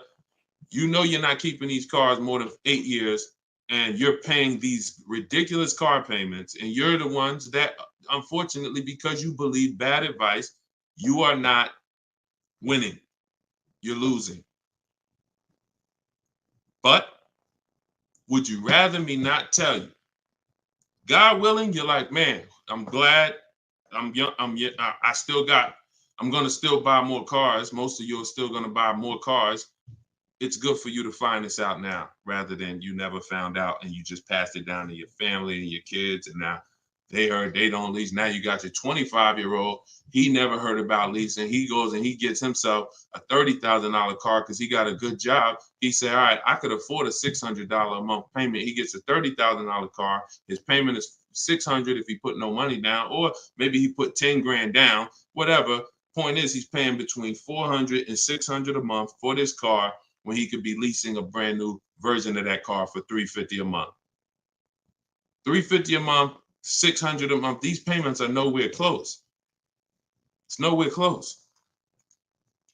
Depreciation is the unseen expense. So this is all step one. See what I'm saying? So when you're reading my book, you're going through leasing versions. I got a video on this, by the way. This is in my digital book. I'll link to certain videos to help you guys really understand certain concepts. But this is what we do. This is step one. Leasing versus buying is step one, because I know who was taught, be honest, never lease a car. Type me if you were taught never lease a car. You don't need a down payment, Lisa, and you don't need excellent credit. You need good credit. No down payments. I can show you right now, Lisa, on the screen. You can't see it because we rebroadcast these shows on TikTok, but you'll see it on Facebook, YouTube, or Instagram because they can see the slides that I'm sharing. Like every deal that I'm gonna show, like Kimberly. Look, she got a $91,000 Maserati, $944 a month, 39-month lease. $944 a month, $91,000 Maserati. She got bids. Use what I'm teaching you in my book. She got bids. 7 competitive quotes ranging from 1% to 1.8%. That's a crazy, but she saved 20 grand on a brand new Maserati. No money down lease.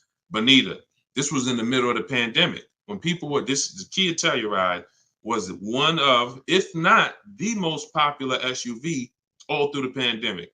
People were paying $800 a month, $900 a month, $1,000 a month for these Kia Tellurides. She leased one in December 2022, and she got it for $600 a month, and she gave them $600. That's all she gave them. So, ask questions. It's better to ask questions about things that you may not understand versus making statements. Because when you make statements, sometimes it can mean you're not in a full posture of learning. But I do get that you're dropping. Many of you are this is a game changer for you. This is a game changer. This is a money changer for you.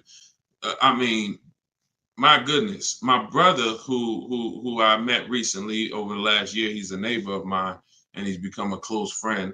And he had a Kia Telluride, black one, just like her.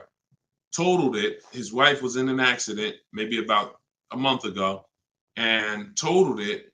And he called me and he said he had saw the 8-year rule, and he said, I'm not keeping these cars 8 years. I'm going to lease this one.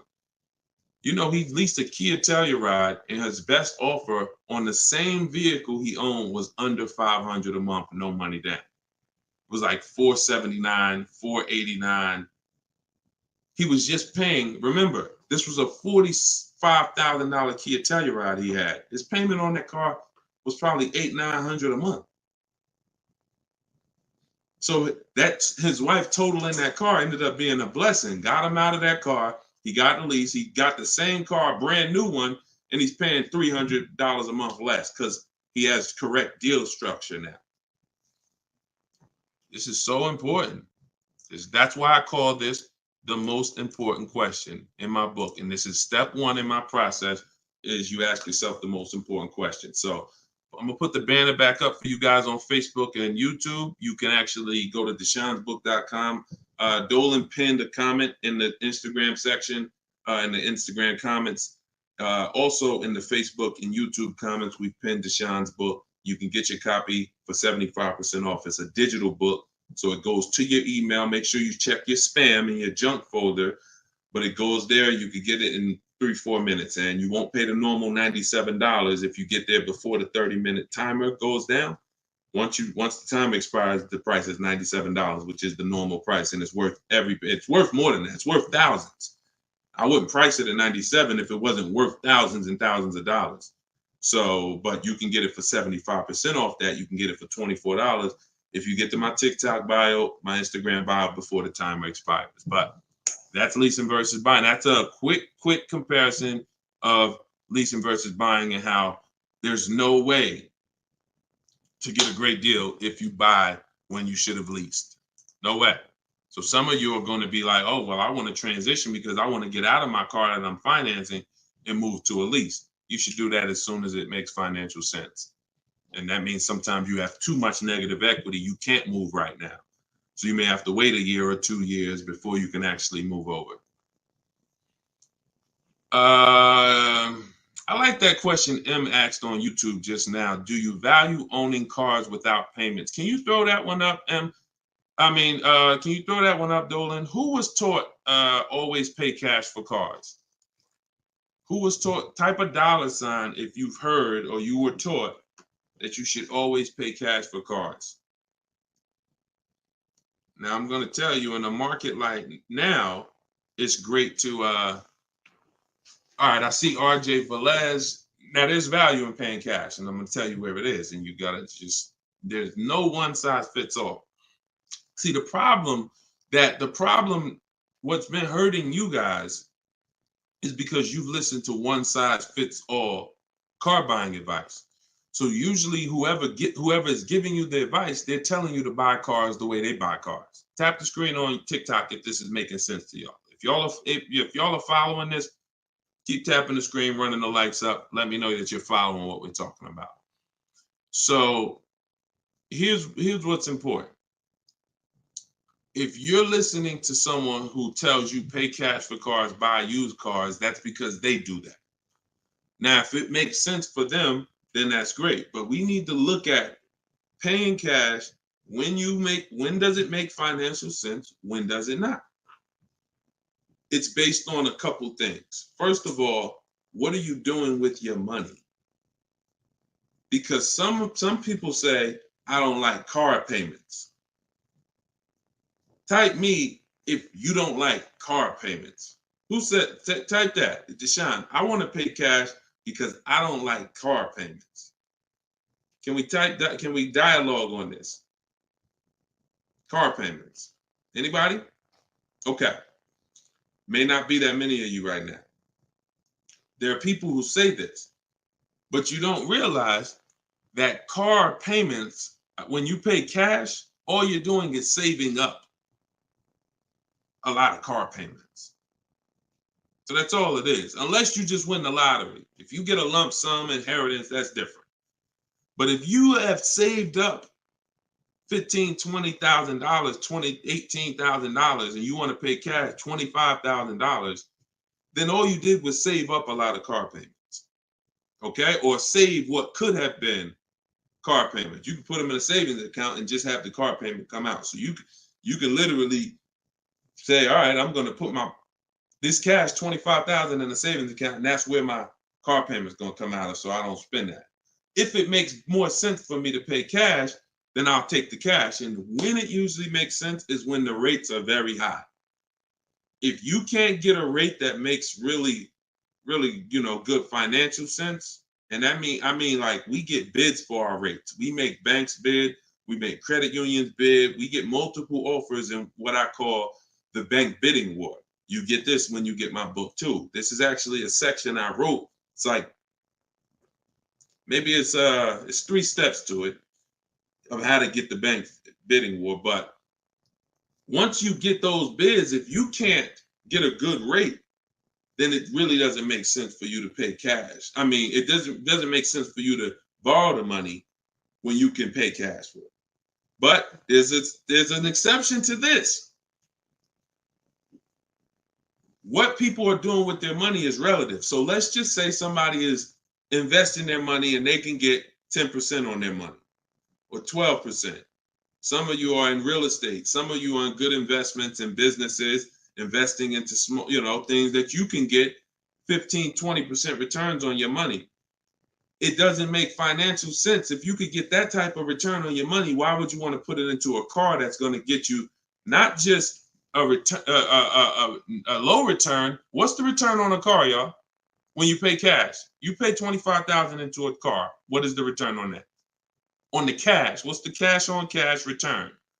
Because I don't want to talk about this much because everyone's not paying cash. It's a small number of you who will, but I want you to be able to know when this is a financial conversation that if you're paying cash, you should understand this. If you got $20,000, $30,000, $40,000 saved up, you're thinking about paying cash for a car, this should be an easy conversation for you to follow.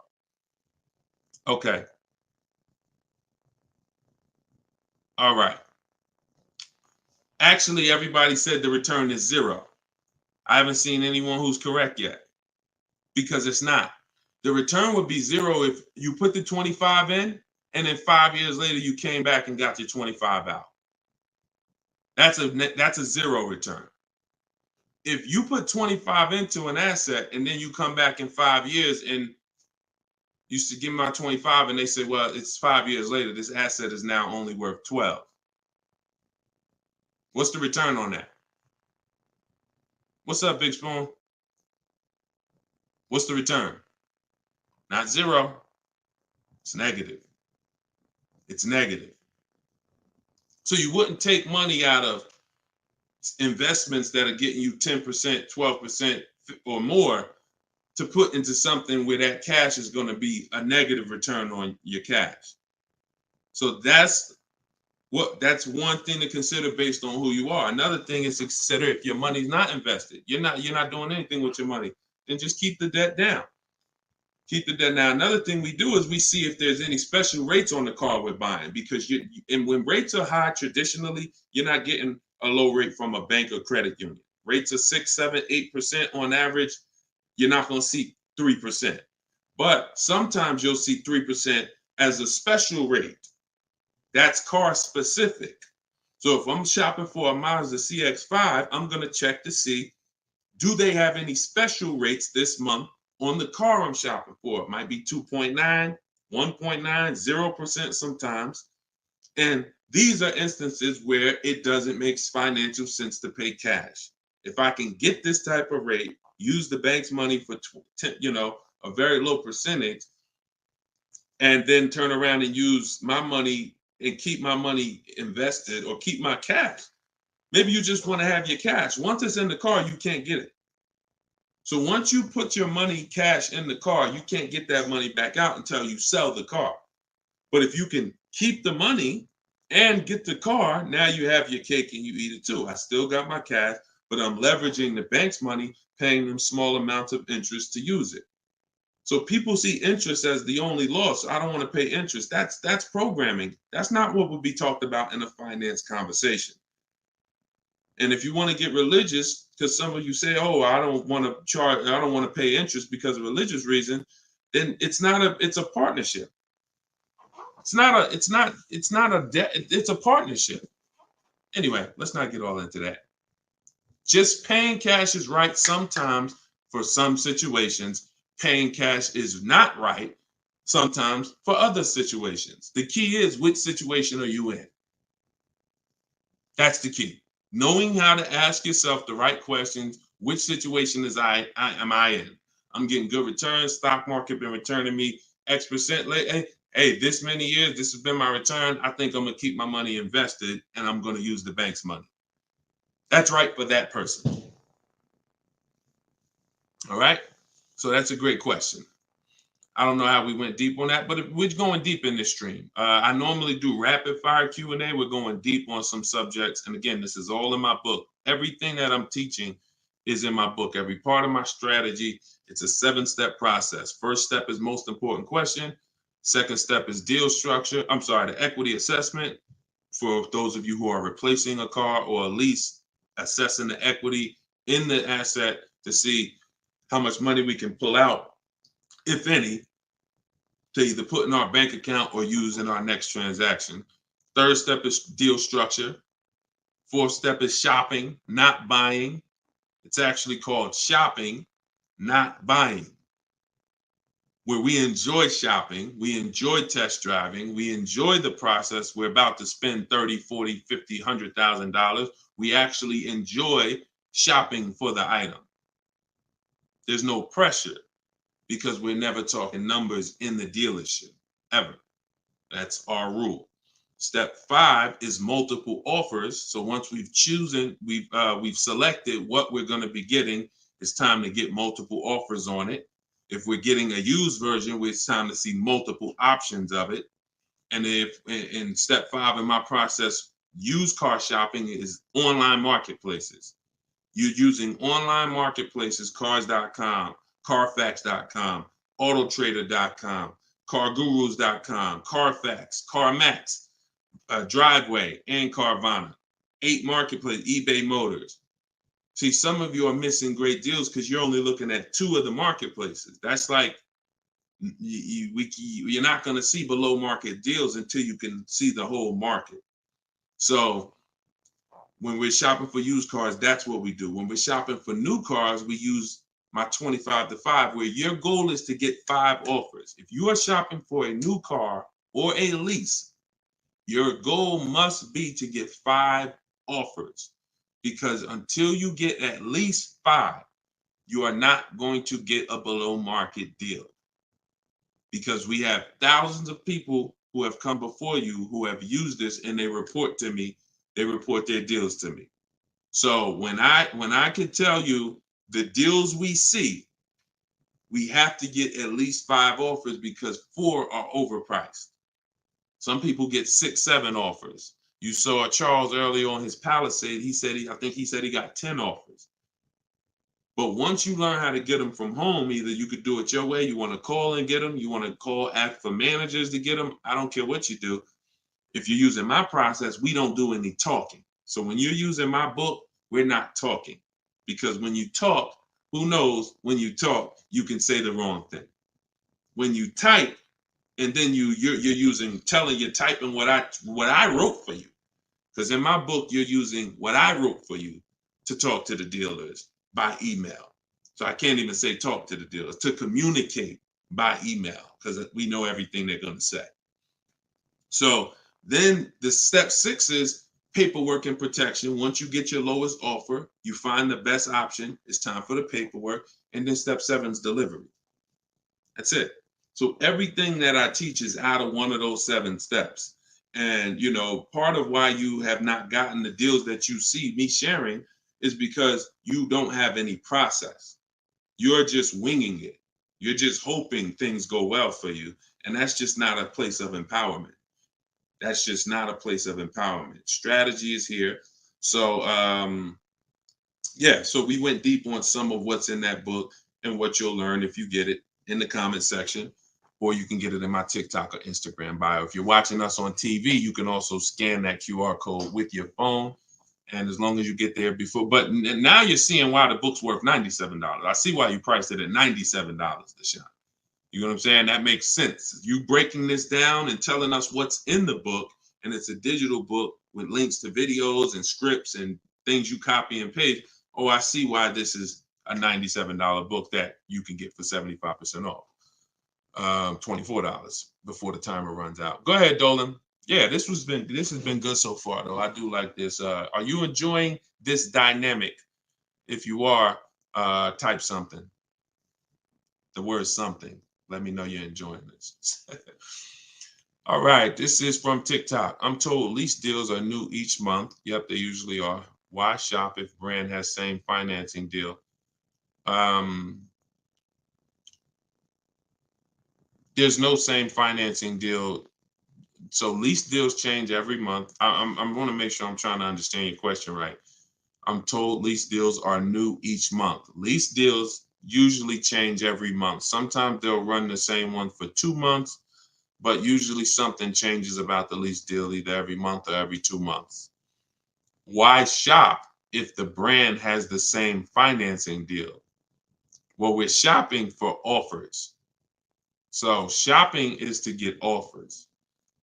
The financing versus leasing is the first question you should be asking yourself, though. Because as we spent a long period of time talking about earlier in the stream, one offer is not, you can't get a great deal if you buy when you should have leased. So if you didn't see that, definitely watch the replay on YouTube or Facebook. But the financing and lease deals are extremely different, and they're going to be entirely different prices. And we can't even depend. We don't even.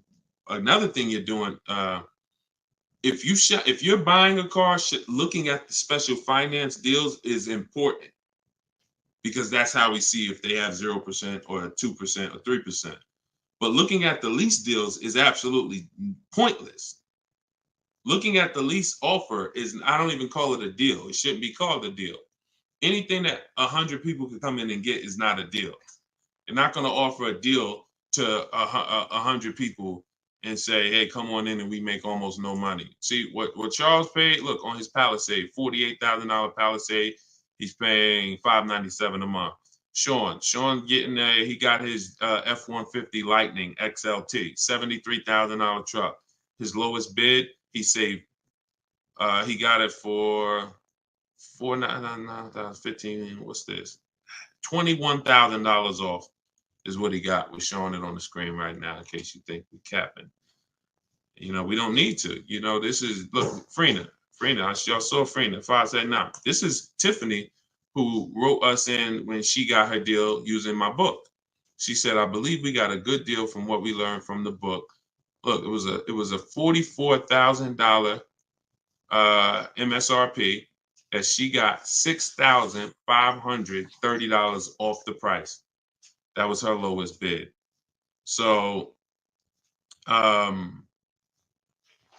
you're nowhere close to what normal people are paying and what is advertised on these vehicles. What's advertised on these vehicles is not a deal. A below market deal is something where the managers don't really want to make it. But you know what? It could happen for a number of reasons. Somebody wants to beat their competition. Sean said he had to go 100. We shop out of state. You'll get very used when I walk you through shopping from home, and you'll see. I mean, if you're gonna do it your way and you get used to it, you'll see you're in more control. You're in control. So, but a lot of times your best offer is going to come from a dealer that's not close to you, because the dealers that are close to you feel like, why do we need to give them a deal? They're going to come in anyway. Because that's what most people do. You're going to walk in the dealer anyway, and you're going to talk numbers and try to negotiate. That's what most people are going to do. Why do we need to give these people deals? But this person who is now talking to multiple dealers from home, they hold the cards. We hold the cards. And then one person wants to beat everybody, and they do that.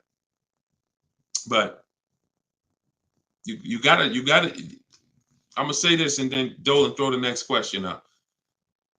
If everyone could get below market deals, then they wouldn't be below market deals. They would be normal deals. It would be the average price. Y'all, is that clear? Is that clear? If everyone could get below market deals, if it didn't take strategy to get below market deals, then they would just be regular deals. All right, this is Rhino from YouTube. What is a good range of credit score to go for a lease? Great question. Anytime you guys hear a question you like, just start tapping the screen, please. Appreciate y'all continuing to run the likes up on TikTok. What is a good range of credit score for a lease? So what I teach is the parameters. It's more about profile versus just score. The score is one step of your profile. It's one portion of your profile, score. But you also have income. You have something I call comparable credit. I don't call it that. The bureaus call comp credit, which is you've had a car loan before. So you could have a lower than fair credit. You want to be in at least fair. If you're in the fives, I wouldn't go a lease route. I would go a different route, which I have in my book. You get a smart car, set yourself up for a lease. Not the smart car that y'all thinking of, those little ones. It stands for saving money at the right time. We get the smallest car we could get a loan on, pay the payments for 2 years, then we flip into a lease. Because again, payment history weighs very big. So, but if you're in the 620, 630, but you got on-time car payments for the last 3 years, 2 years, 5 years, you might have, high balances with your credit cards, but your car payment has been paid on time, but your credit score is low because you're using a lot of your available credit. So in that case, you got a great shot of getting a lease because you're replacing a car, you're replacing a payment, you're not adding a payment. But usually, 650, 660 and up.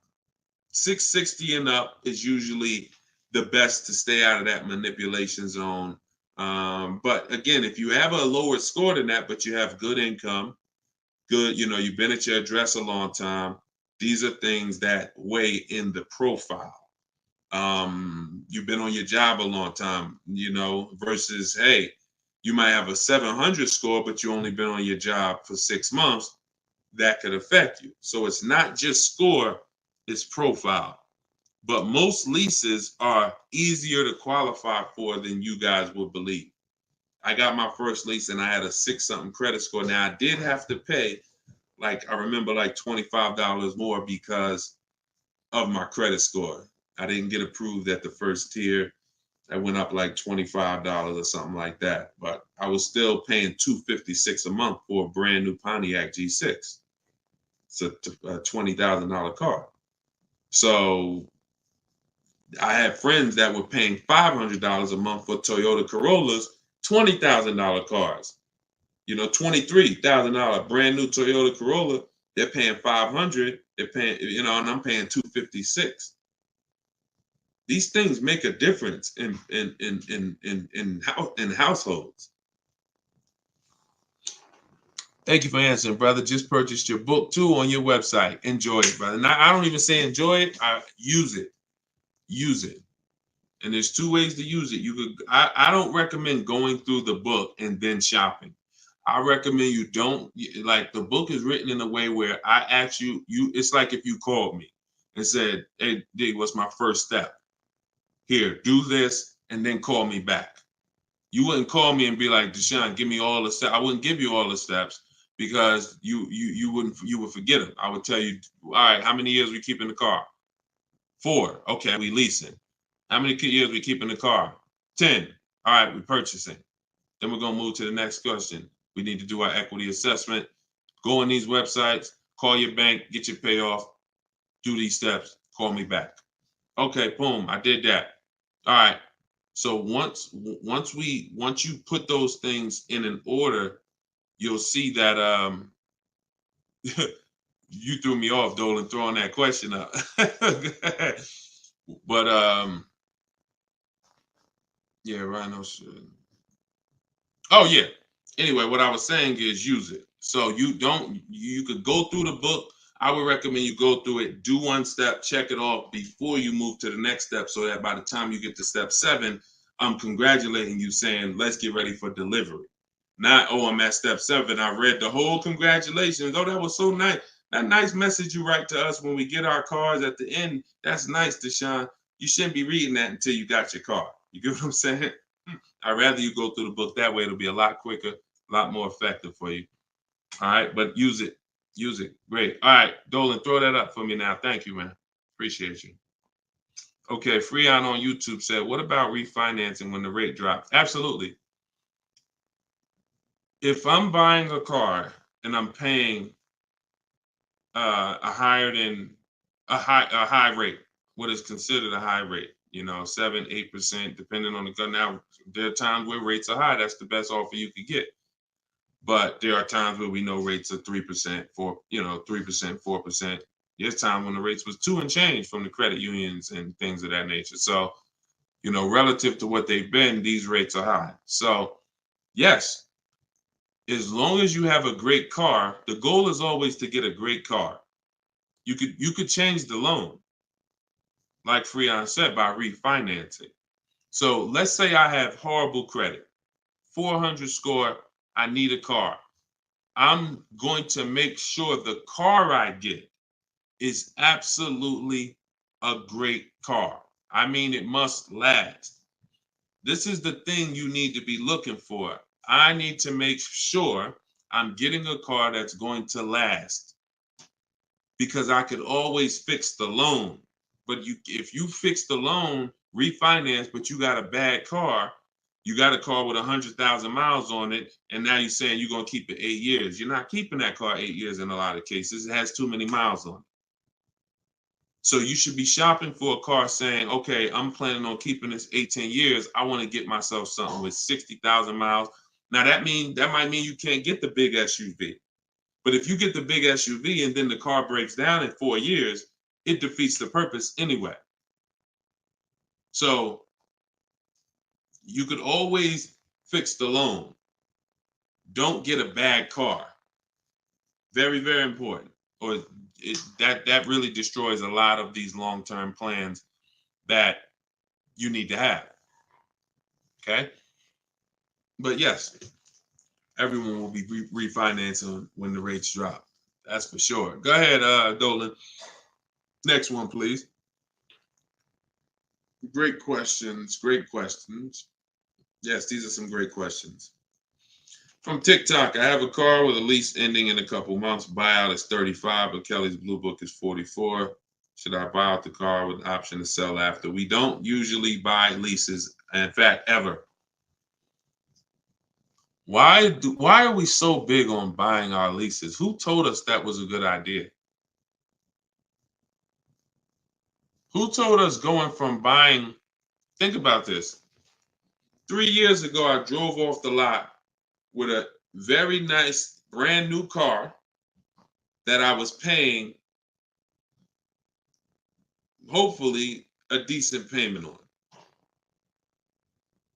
Why am I going to stop doing that to now buy a used car? What's the benefit to us buying these leases out? Maybe I don't see it, because what I explain is it's a horrible idea. It's a horrible idea. One exception, if you're keeping the lease 8 more years after you buy it, then it's fine, because it's just like you bought a used car. So you really kept the car how many years if you leased it for 3 years and you're keeping it another 8? See what I'm saying? 11 years. So you're going to win. It's still a bad idea, but you'll win somewhat if you keep the whole car 11 years, because I'm going to tell you why. Once you get the used car, you reset everything. You got that's a whole separate transaction. If you lease a car, your payment on that lease is going to be, let's just say your payment on the lease is $450 a month. What you're going to find in most cases, if you buy the lease out, to get a $450 a month payment, you got to take a 6-year loan. To get a $450 a month payment, you got to take a 6-year loan. So you already leased the car for 3 years, and now you're purchasing the balance for another 6. You leased the car for 3, you're purchasing it for another 6. That's 9 years. So why did I just say the only way to win when you buy your lease is to keep it at least 11 years? Because how many years of payments are most people going to have? 9. 9. 9. Can we let that sink in? A person who buys their lease, like most people are going to buy them with 6-year loans, you're paying for 9 years on the same car. 9. Even if you get a 5-year loan, 8 years on the same car.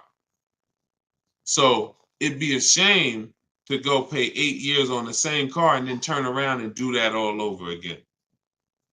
So you want to keep it long enough to at least, hey, I had 2 years of no payments though. I had that car 11 years. I only had 2 years of no payments on it. That's a pretty bad way to live.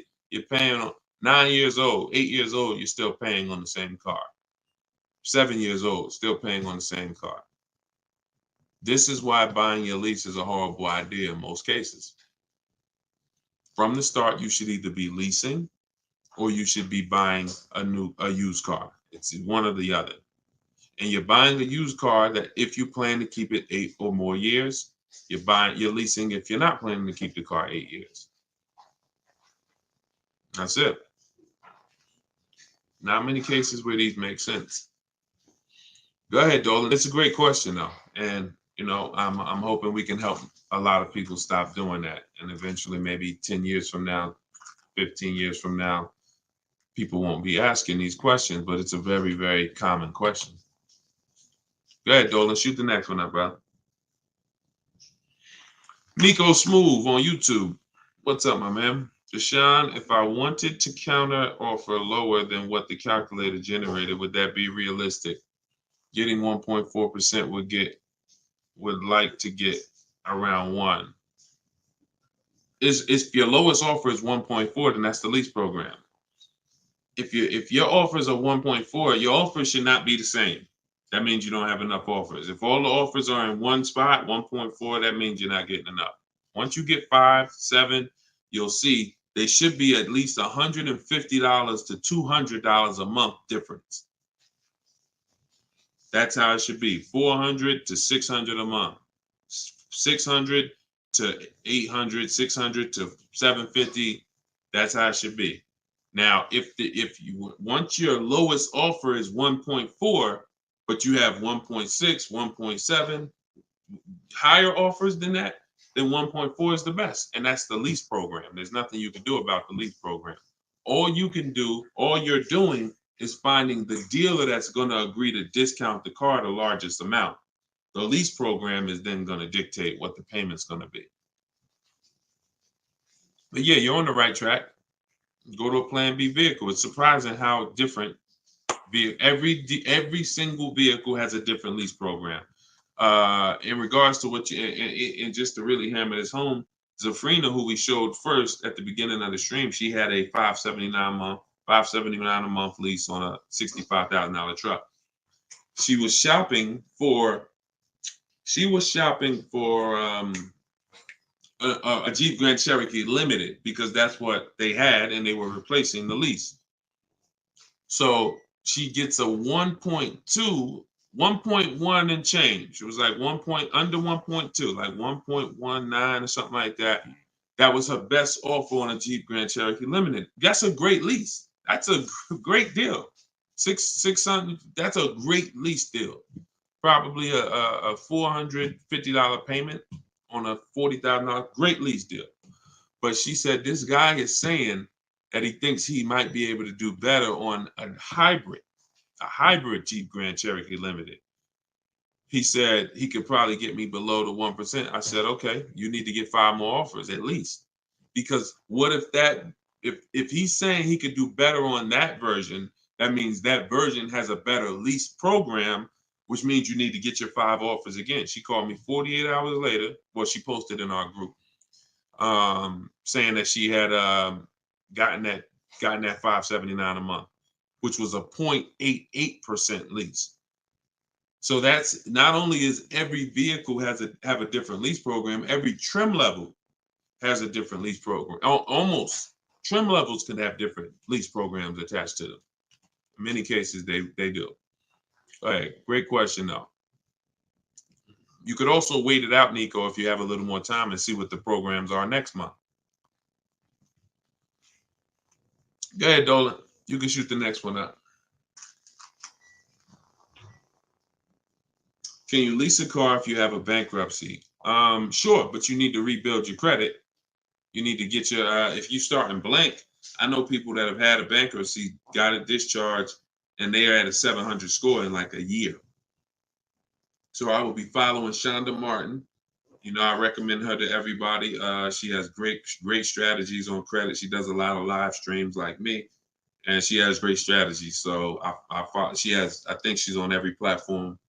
Yeah, she's on every platform that we're on. So Shonda Martin.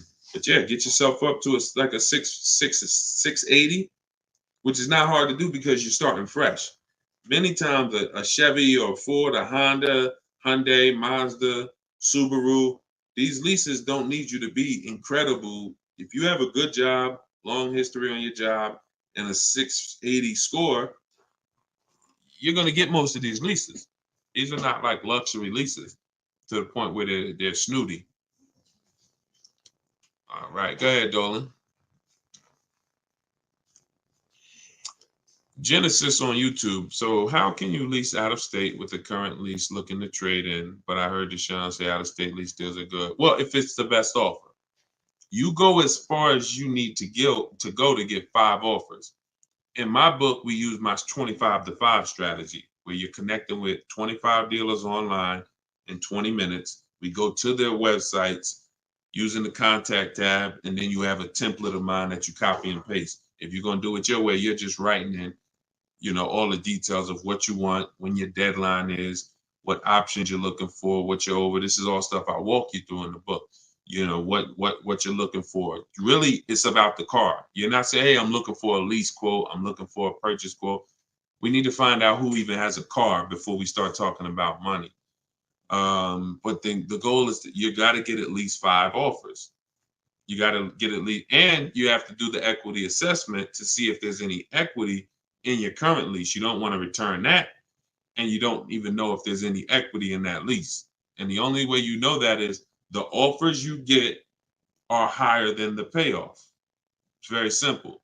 Equity is offers, cash offers from CarMax, Driveway, Kelly's Blue Book, instant cash offer, not Blue Book, the website, instant cash offer, Kelly's Blue Book, Auto Nation, sell my car, Car Guru, sell my car. You have to get these offers, and if those offers are higher than your payoff, then you have equity when you sell the car to these people. If you have a third-party restriction, you can't sell the car directly to them. You got to sell to a local dealership. You got to get bids from a local dealership. I teach you how to do that.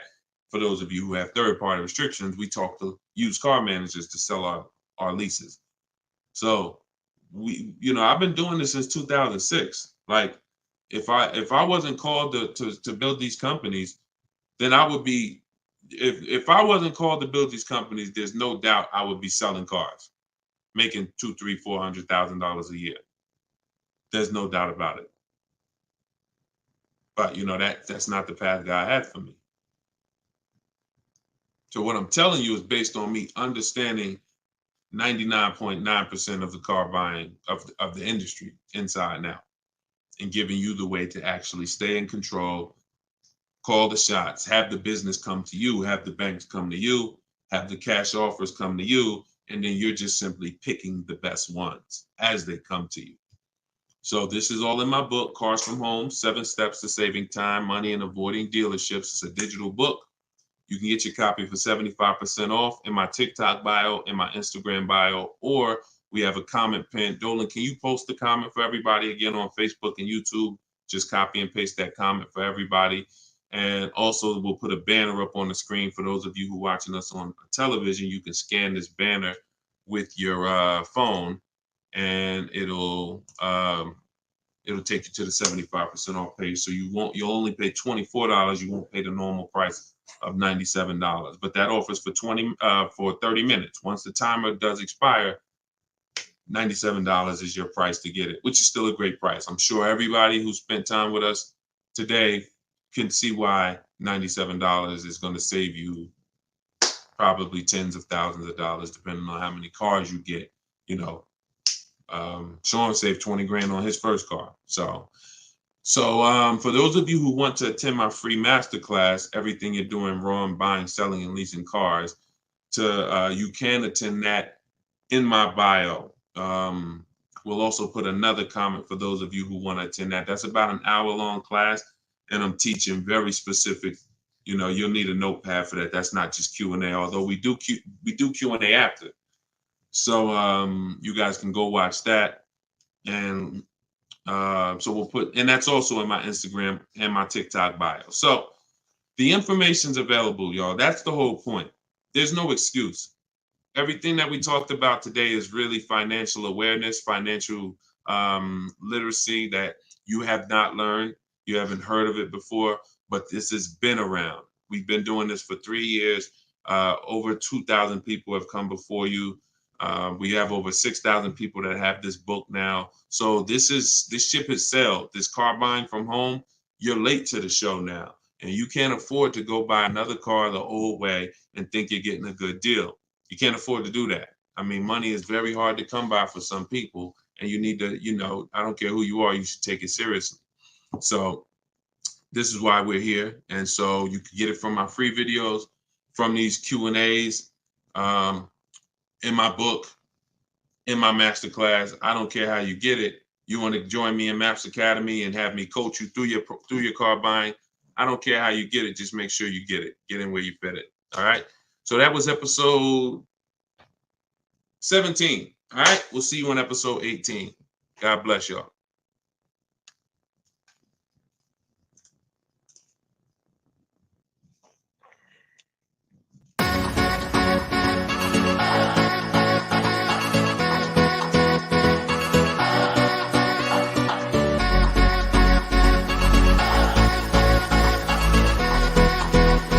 The worst possible thing you could say when you walk into a car dealership. I spent 5 years with Mercedes-Benz, 5 with General Motors, and the worst thing a person could say when they walk in is, if you could just get me to this payment, we got a deal.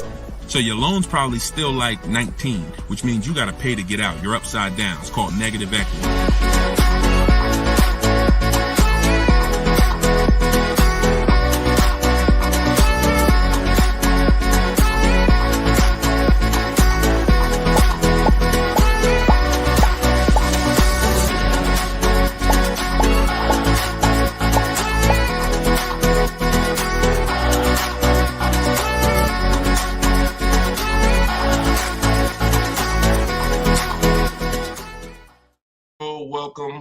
Welcome.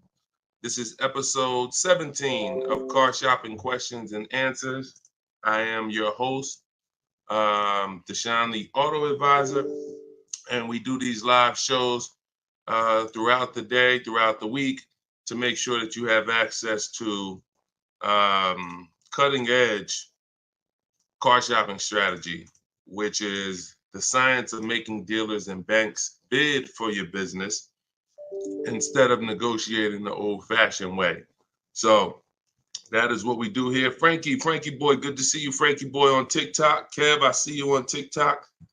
We are live on all 4 platforms: TikTok, Instagram, YouTube, and Facebook.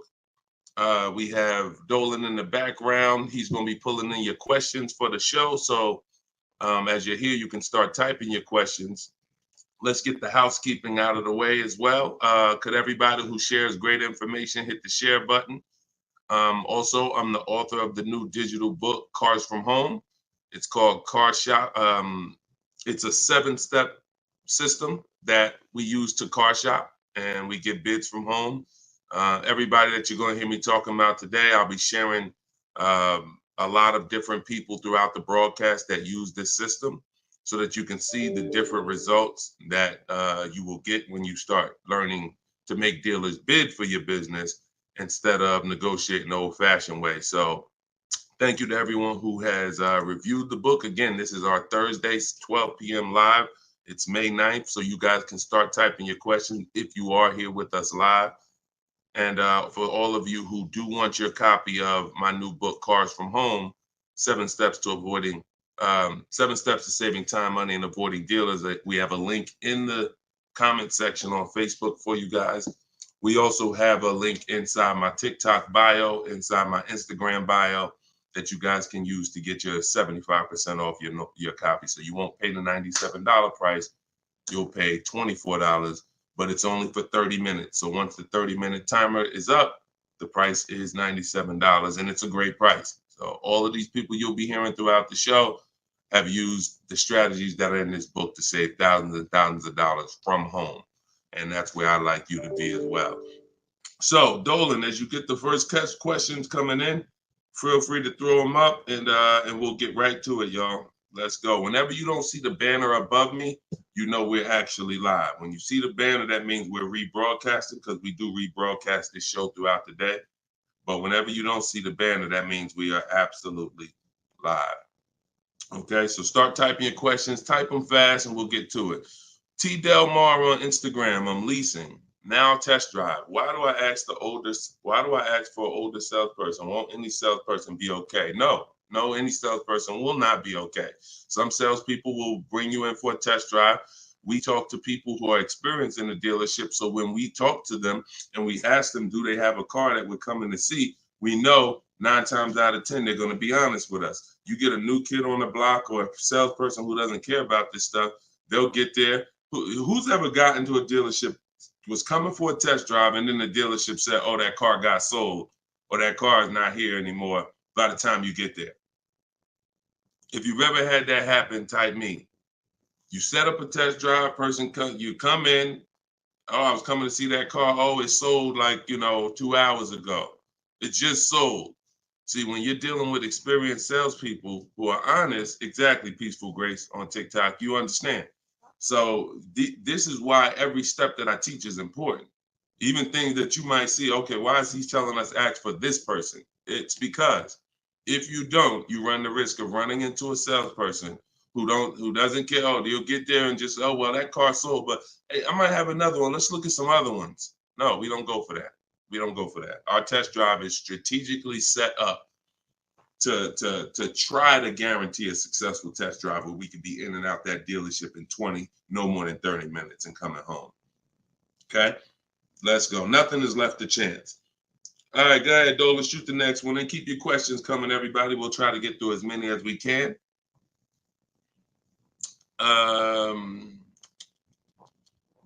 I see you got all right, we got one that just came in on TikTok. We'll give everybody a chance to come on in and start typing your questions. Try to type them all in one question, kind of one long question versus, continuations and continuations. Shaderick Will on TikTok. How do I get out of a finance contract without it being on my credit as a repo? How do I get out of a finance contract without it being on my credit as a repo? Well, let's talk about how not to do it. If they take the car back because you didn't pay them, that's a repo. So if they take the car back because you didn't pay them, that's a repo. So if you do that, that's a repo. So let's talk about how not to do that. You could sell the car. The only way to get out of a car without it being a repo is to sell the car. So you need to find out what your equity position is in the car. You need to call the bank, ask them how much you owe. That's called a payoff.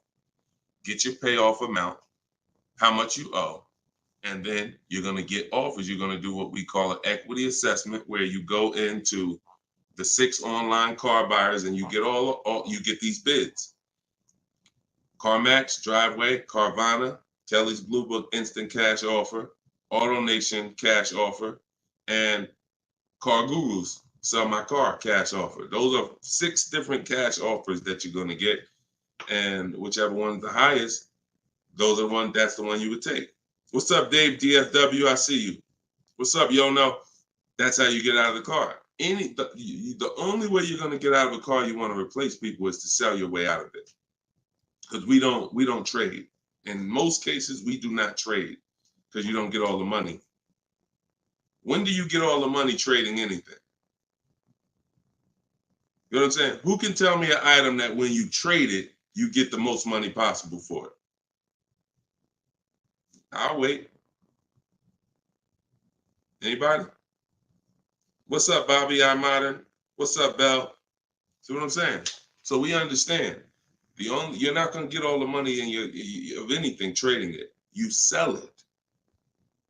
That's the way. And most times you guys are taking $2,000 to $3,000 to $4,000 less for your vehicles, trading them. You're losing. See, again, you can't take the monthly payment seriously, but not take the price of the car you're buying seriously. Not take the shopping for your interest rate seriously. Not take the selling of your old car seriously. Because you may be more focused on saving $1,000 off the price of the car you're buying, but you're not putting that same energy into how you shop for your loan. You're giving the bank $2,000 or $3,000 more because you're paying higher interest. Or you're not doing this bidding process. You're trading in your cars and you're paying $1,000, you're getting $1,000 to probably $4,000 less than what you would get selling these cars to online car buyers. So that's how you get out of a car. Only way you can do it is to sell your way out of it. And if you have negative equity, to pay the difference so that you can get out of the car. But if you just let them come take the car, you can finagle anything you want to try to not have it be a repo. It's a repo. It's a repo. And so the time 3 years ago, everyone could have sold their car and really got out of them because the prices of cars were so high. What's up, Alan Denson? Thank you so much. Appreciate you.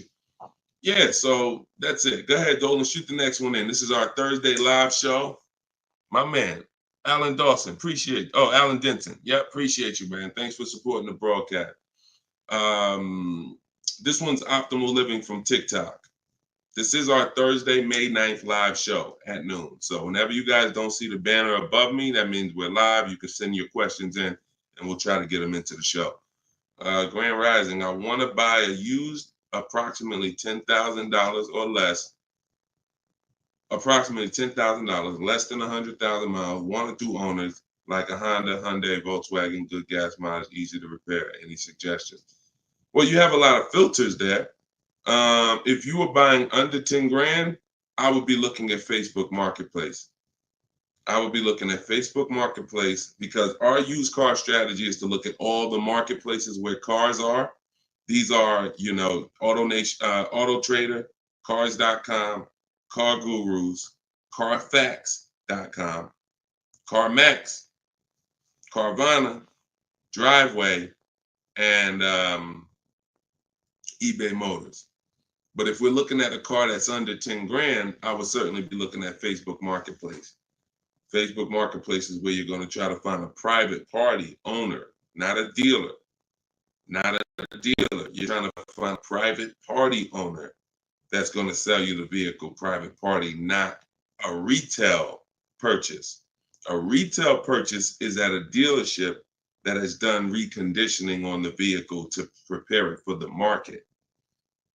And so you're paying for that. You're paying probably 10% more for a retail purchase because it goes through the retail process. But if I'm spending under 10 grand, I'm looking at Facebook Marketplace to get a private party sale where I could save probably another 10%, maybe a little more below the retail price.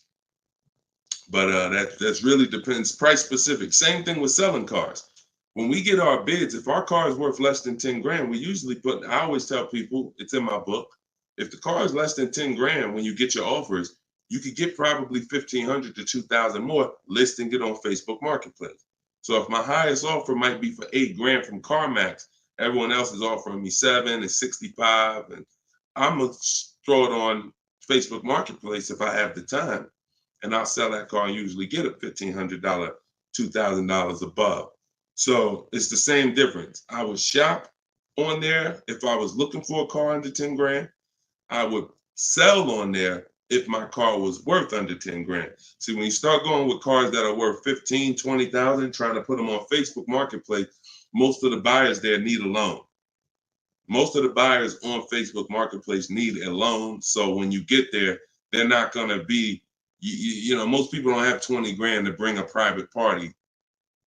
That's just most people.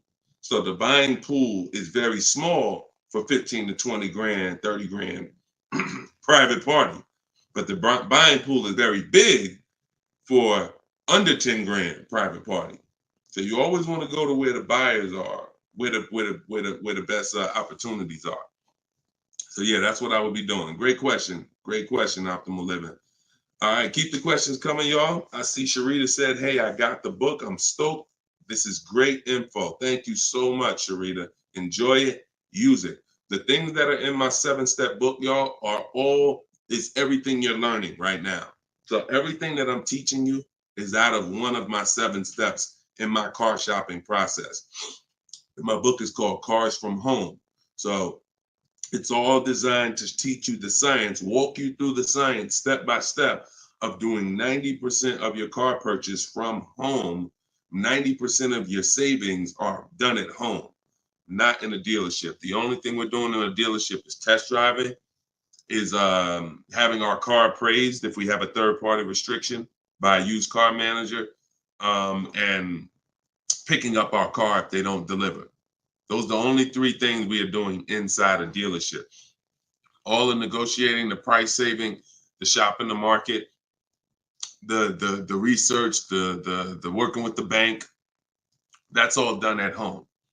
And some people, some of you are going to do 100% of your purchase from home. If it's a new car or a lease, some of you could do 100% of it, because if the dealer delivers, literally you never went into the dealership except for the test drive, and then we get our bids and we make the we accept the best offer. This is somebody who just got a bid. You can see the dates not too long ago. Look, I contacted 25 dealers. Some of you know my system is used to, we connect with 25 dealers, with our goal being to get 5 offers. Because what percentage of offers is overpriced? Let's see if anybody on here knows. If anybody's been spending time with us, this might be a lot of your first time with us on the stream, but what percentage of dealers is overpriced?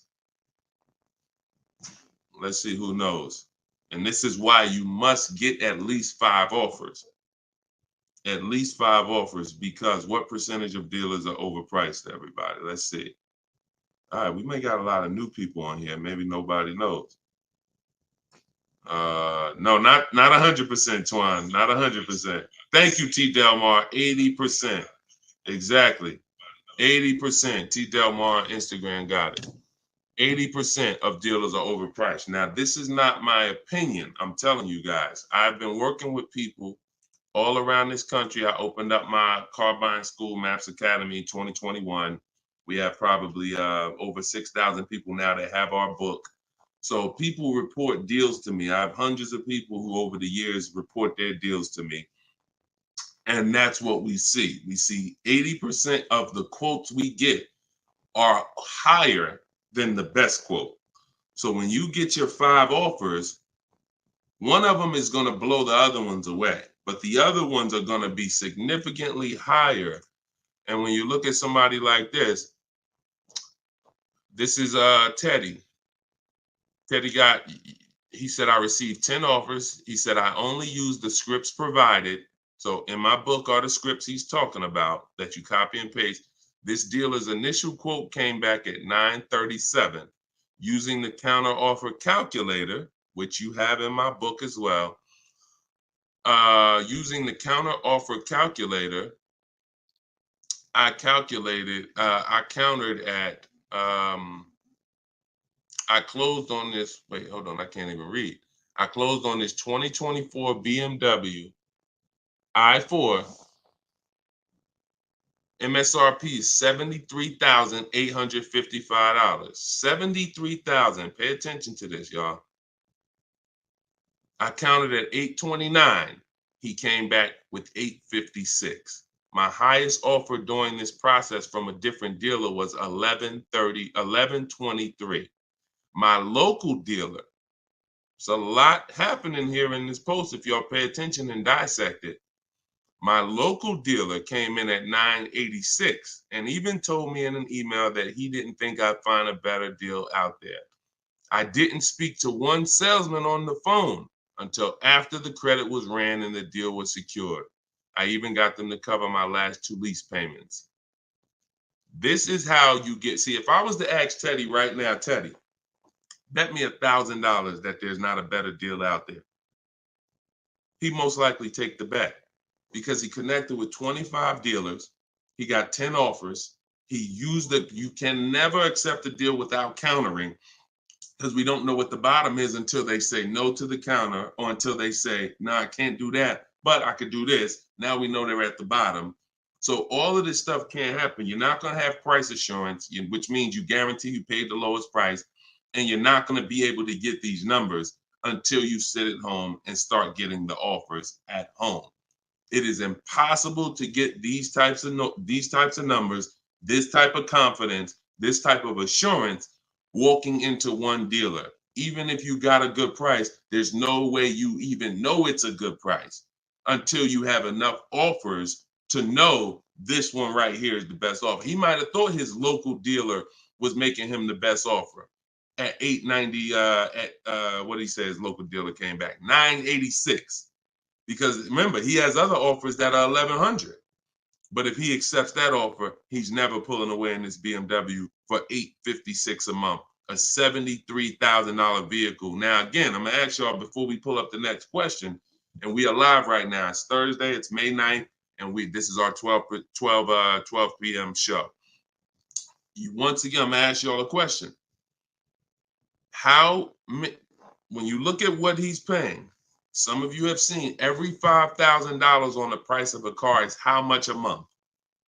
Every $5,000, because this is a $73,000 car. Now I'm going to talk to some of you who don't understand leasing, some of you who are taught you always buy your cars no matter what, and I'm going to show you what this car would have cost him monthly, if he didn't know that leasing was better for him because he doesn't keep his car 8 years.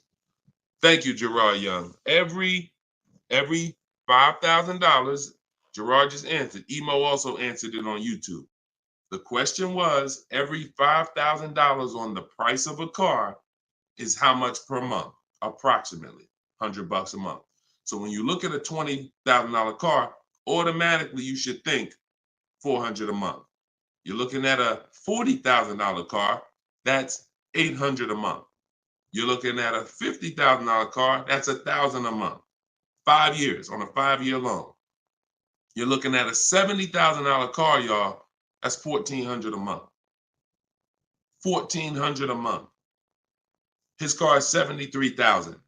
Not to mention, there's people right now that are driving this same exact car Teddy got, same exact BMW, $73,000. They're paying $1,400 a month.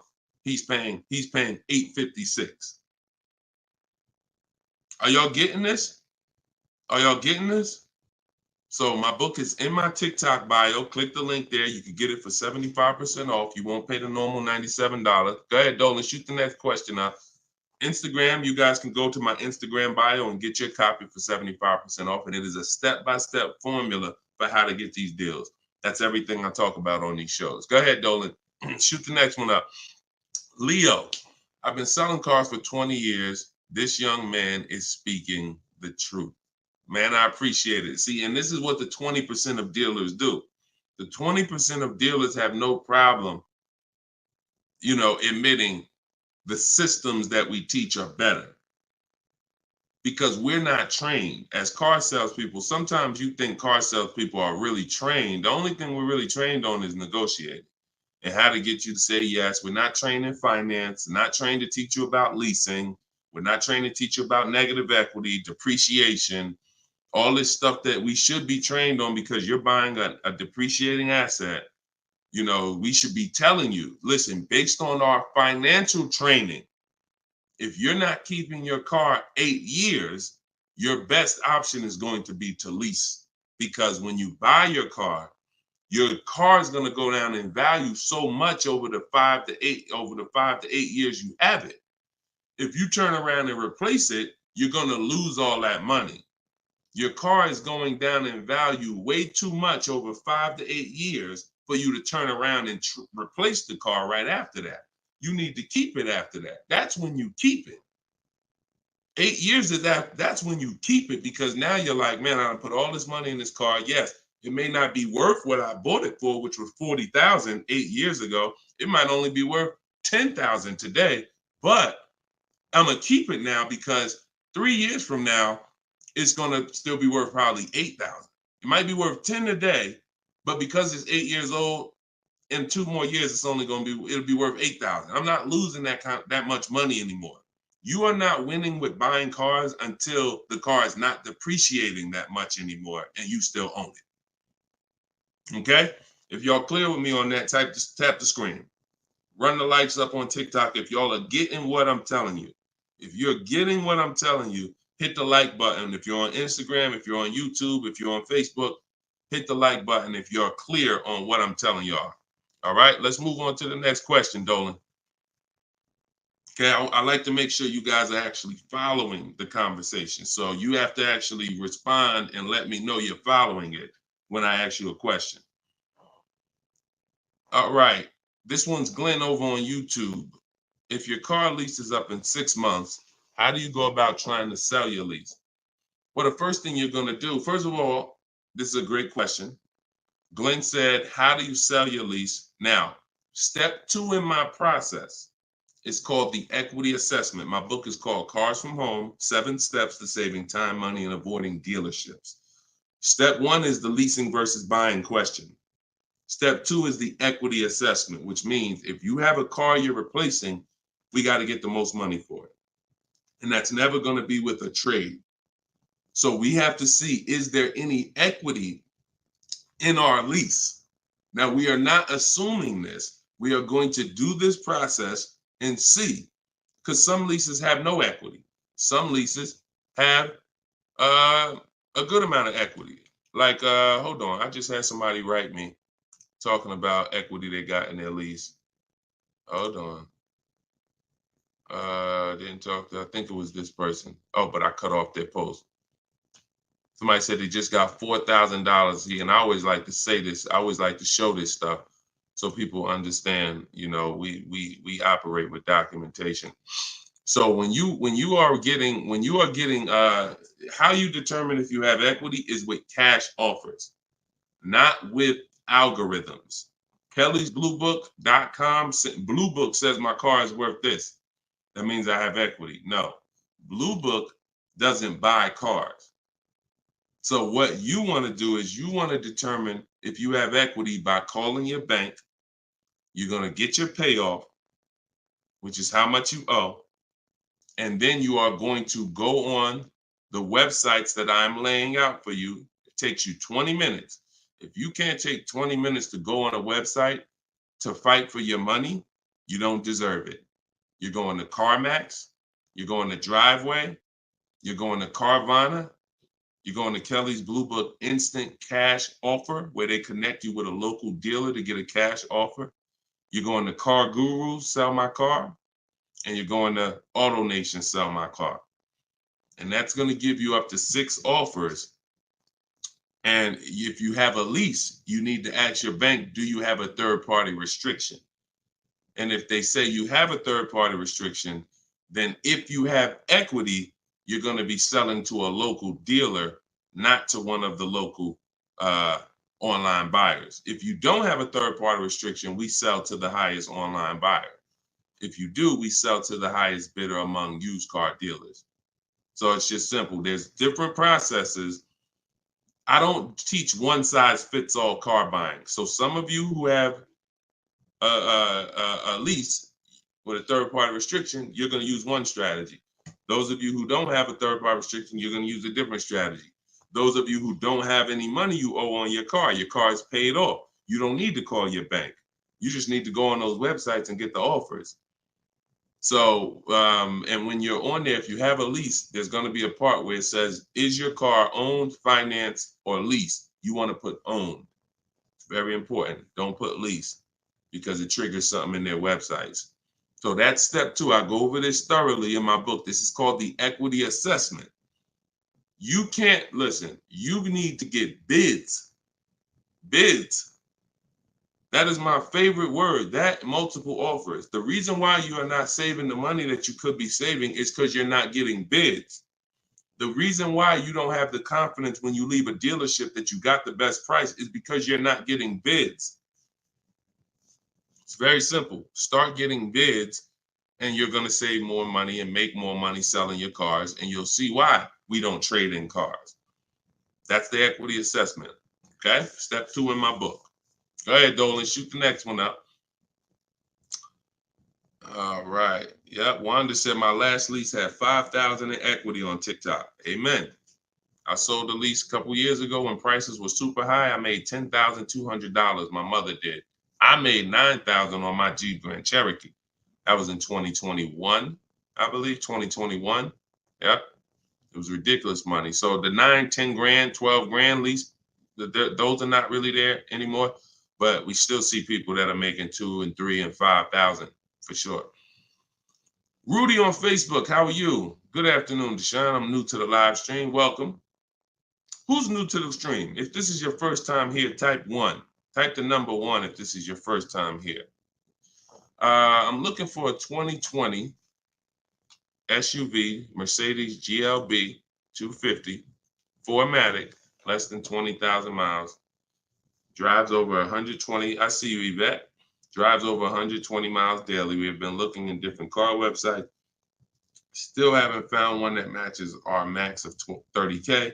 Any suggestions? We live in New Hampshire. We've been looking in Massachusetts as well. Should we be expanding our searching area? Thank you for your help and keep up the great work. Absolutely. Yes, you should be expanding your search area. If you're looking for a 3-year-old vehicle with less than 20,000 miles, right now, you got to look at the age of the car. When you're searching for a used car, you got to remember a car comes out the year before the year we're in. So if a car is a 2020, it was released in 2019, most likely, which means you're calculating the age based on then. So if you're looking for a car that was released in 2019, and right now we're in 2025, you're looking at a car that's 6 years old. If you're looking at a car that was released in, 2022, and we're in 2024, then it's 2 years old. So you need to look and say, okay, how old is the car I'm looking for? And then we can look at the mileage. Because if you're looking for a car that's 4 years old, but you're looking for it to be driven 20,000 miles or less, that means you're only looking for a car that has a 5,000 a year average. That's going to be very tough. I like to go with it. I like to look at 10,000 a year, and then I like to go to 12. Now, we're talking about how we expand the search of our used cars, because the whole goal is to expand the search slowly. So if you were looking at the 2020, 20,000 miles, now go up to 30,000 miles. I would go up to 40,000 miles, because 40,000 miles still means it's driven lower than average. Just to show, so average miles is 10 to 12,000 miles a year. If you get a vehicle and it's 4 years old, it's driven 10 to 12,000 miles a year. It has really under 40,000 miles on it. It means it's been driven under 10,000 per year.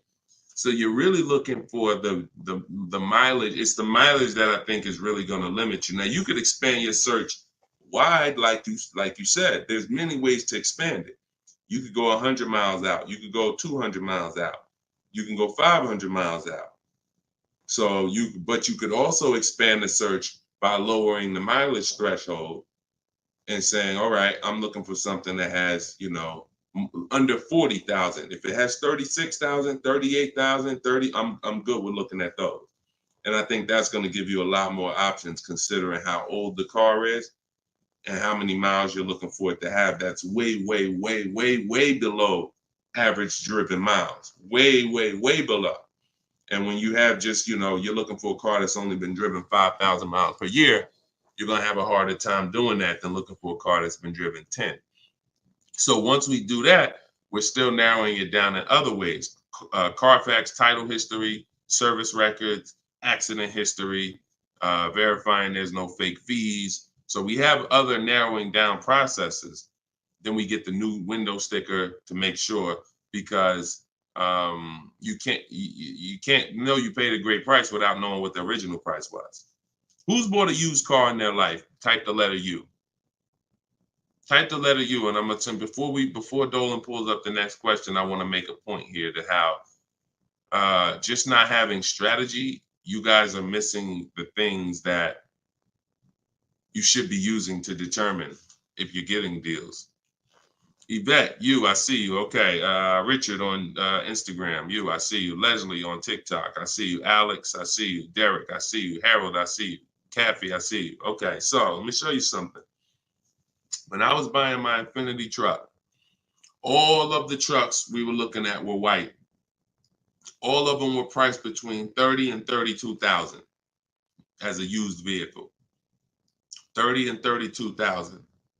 So if I narrowed it down, the top 4 I was looking at, they were all white, black inside, between 30, 32,000 price. Similar miles, one may have 26,000 miles, but the highest one has 36 similar miles. So I'm narrowed this down. Now, this is where many of you you don't have the information to make the right decision, because the determining factor of which vehicle I chose was based on the brand new price. I'm gonna tell you exactly how this went. Once I got the brand new price, I got the brand new window sticker on all of these cars, I was able to see that one of the cars brand new was 46,000. One of the cars brand new was 48,000. One of the cars brand new was 52,000. And one of the cars brand new, which is the one I ended up getting, was 54,500. It was a special edition. It has all of these features on it, has all these packages. It has different rims. It has all these different things. Now, if I would have picked the other ones, because the asking price was lower, I would have made a horrible decision. Paying 31,000 for a car that was originally 46,000 is nowhere near as good of a deal as paying 31,800, which is what I paid for a car that was originally 54,000. This is what I call in my book the true value percentage. The true value percentage discount is what the vehicle is being sold for relative to what it was when it was new. So picture this, if the vehicles that I was looking at would have only had the true value percentage discount on them, it would have made it even easier for me to choose, because the one I picked would have said 42% off the brand new price. The ones that I didn't pick would have said 38% off the brand new price, 36% off the brand new price, 32% off the brand new price. So when I look, true value percentage is literally that. And that is something we created. See, a lot of what we teach, we didn't learn it, we created it. So you are getting things that, why can't I find what Deshone teaches in other places? Because God had me create it. So you're not going to find it from other people. You're not going to find the 8-year rule for leasing versus buying with other people. You're not going to find the 1.5% rule for bad lease deals with other people. You're not going to hear them talking about this true value percentage discount when we're looking at used cars, because we created all of this stuff to regulate the industry for people who will use it. So if you guys want everything I teach in one spot, you can go to my TikTok bio. As long as you get there before the 30-minute timer goes down, you can get your copy of Cars from Home, my digital book, for 75% off. Go there. You won't even leave the broadcast. Get your 75% off. It'll be in a few minutes, and you can use this stuff for the rest of your life. Same thing with Instagram bio. And if you're on Facebook or YouTube, we have a comment in the comment section for you guys to get your book there, and you can use it. And if you're on a TV watching us, then you can just scan this QR code with your phone, and you can get your 75% off. $97 is still a great price, even if you missed it and suffer. Get your book full price. If you missed the countdown, that's fine. But the money that you're going to save is going to be dramatically multiplied versus what you spend on this book. Okay, Dolan, shoot the next question in, y'all. We are live. This is our Thursday, May 9th show, 12 p.m. So whenever you don't see the banner above me, that means we're actually live, and you guys can type your questions, and we'll try to bring them onto the show. Helena, what do you consider a good interest rate? Well, this is a relative question. It's the same question you're asking when you say, what do you consider a good discount off a car? How much should I pay for this car? We only pay when someone wins the bid. So we teach something called the bank bidding war, which I also created. You have been taught that, don't let these dealers run your credit, or always get, who's been taught any of this stuff? Always get your own pre-approval You know, never use the dealer's banks. Never, you know, all of this stuff. Any way. We teach a process that the credit bureaus allow. The credit bureaus allow us to have an unlimited number of banks and credit unions run our credit with a hard pull, as long as it's within a certain period of time. As long as it's within a certain period of time, when that time expires, they are going to have that weigh on our credit as one hard inquiry in terms of how it affects our score. See, normally when you have a bank run your credit with a hard and then another one, and then another one, each hard inquiry affects your credit. But when you do it the way it was meant to be done, and using the bank bidding war, if one hard inquiry would have dropped your credit 10 points, 20 of these hard inquiries is going to drop your credit the same 10 points. So the way it's done is there's 3 rounds to it. There's 3 rounds. This is for people that are financing. Again, those of you who are paying cash, this doesn't matter. Those of you who are leasing a vehicle, this doesn't matter. That's why having access to car buying advice that's not one size fits all is what you need. Because typically, if you only pay cash for cars and get used cars, that's what you're going to teach people. So everything has a different place. So those of you who are financing a new car or a used car, you're going to use the bank bidding war so that you don't have to ask this question. This is the answer to Helena's question. How do you know? What do you consider a good interest rate? It's who wins the bid. So there's 3 rounds to it. The first thing we're going to do is see, are there any special interest rates on the car we're shopping for? So if we're shopping for a Kia Optima, a Kia K5, and all right, let's see, are there any special interest rates on it? Are they doing anything like 1.9% financing? Are they doing 0% financing? Are they doing 2.9% financing? Anything special? We also need to know how much the term. What's the term? Some people only do 0% for 3 years. That means you got to be able to pay the car off in 3 years or you can't take the deal. If it's 0% for 60 months, that's different. You got a 0% 5-year loan. You got 0% 6-year loan. So we need to see, is there anything special on the car? We do that for new and certified pre-owned, if we're looking for a certified pre-owned. Now, if we find something, sometimes that could prevent us from even needing to do any other interest rate shopping. If they're doing 1.99 for 60 months, you're not going to find better than that. No bank is going to do better than that. So that's why it eliminates the rest of the rounds in the bank bidding war. Eliminate it. But let's just say that there are no special interest rates. Now we're going to revisit the bank bidding war in round 2, which is after we find the best price on our car. See, because some of you, when you go shop for a car, you're thinking, how much should this car cost? Oh, what's the monthly payment should be on this car? The monthly payment is between you and the lender.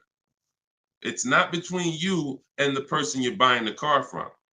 See, this goes back to our point, which is you must set up your car buying transaction from who you're getting your loan from. The process of shopping for the best price on your car is different, or should be different. If you listen to me, it will be different than the process of you getting the best price on your loan. The best price on my loan is a different process than getting the best price on the car I'm buying. So now, once I start now looking for my car, getting my bids, get the best price on my car, now it's time to come back and get the loan involved. See, many of you are focused on what the best monthly payment is on the car, but you're not focused on finding the dealer that is the lowest price. That's focus number 1. Before we think about what is our monthly payment, we are thinking about what is the dealer? What's my process for finding the dealer who's going to sell me this Kia K5 for the lowest price? Who's going to sell me this $40,000 car for the lowest price? Once I find that dealer, Now it's time for me to come and get start shopping for my loan. See, and the reason why this works so well is because there's a process to it. We're not winging this. The reason why any fighter who goes into a fight and they're winging it, they are in a position of struggle.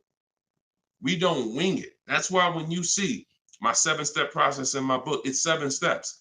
In Matt's Academy, my car buying school, it's 7 steps. Whether it's video, whether it's the book, it does not matter. It's 7 steps because the process does not change. A process should not change based on whether you want a new car, used car, a lease, a luxury car, an exotic car. It shouldn't change.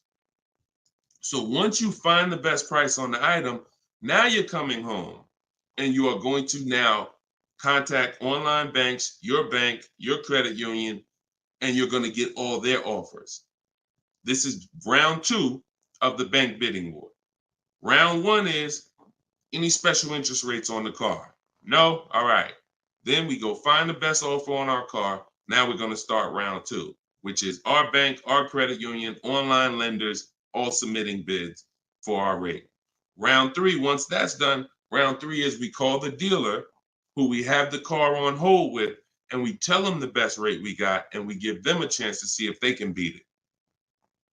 That's round 3, because the dealers have another 5 to 7 to sometimes 10 banks. So see if they can beat it. So now you have 3 rounds of individuals competing for your interest, for your loan, to give you a loan. 3 rounds. First is the special rates. Second is you, your bank, your credit union, online banks. Third is the dealer's banks. And so when you leave, you already know I got the best interest rate. I guarantee it because I had 15, 20 people competing for my bank, for my loan.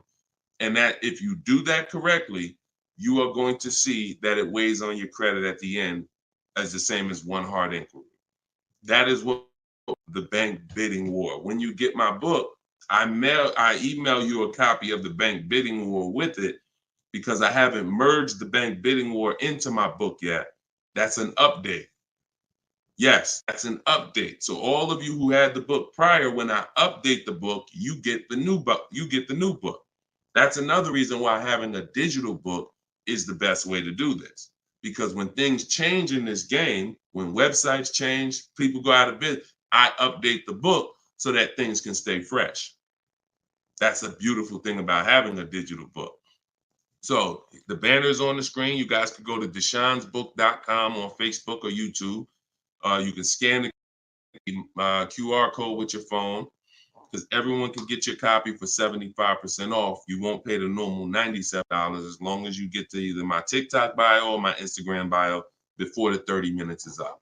Okay, that's a great question, though. And what we're doing is we're going a little deeper. I've had tons of shows. We've done tons of streams where I was doing these rapid fire answers. This is episode 17. So what you're going, or 18. So what you're going to see is we're going a little deeper on certain topics as we're led to. So go ahead, Dolan. Next question. 5 though.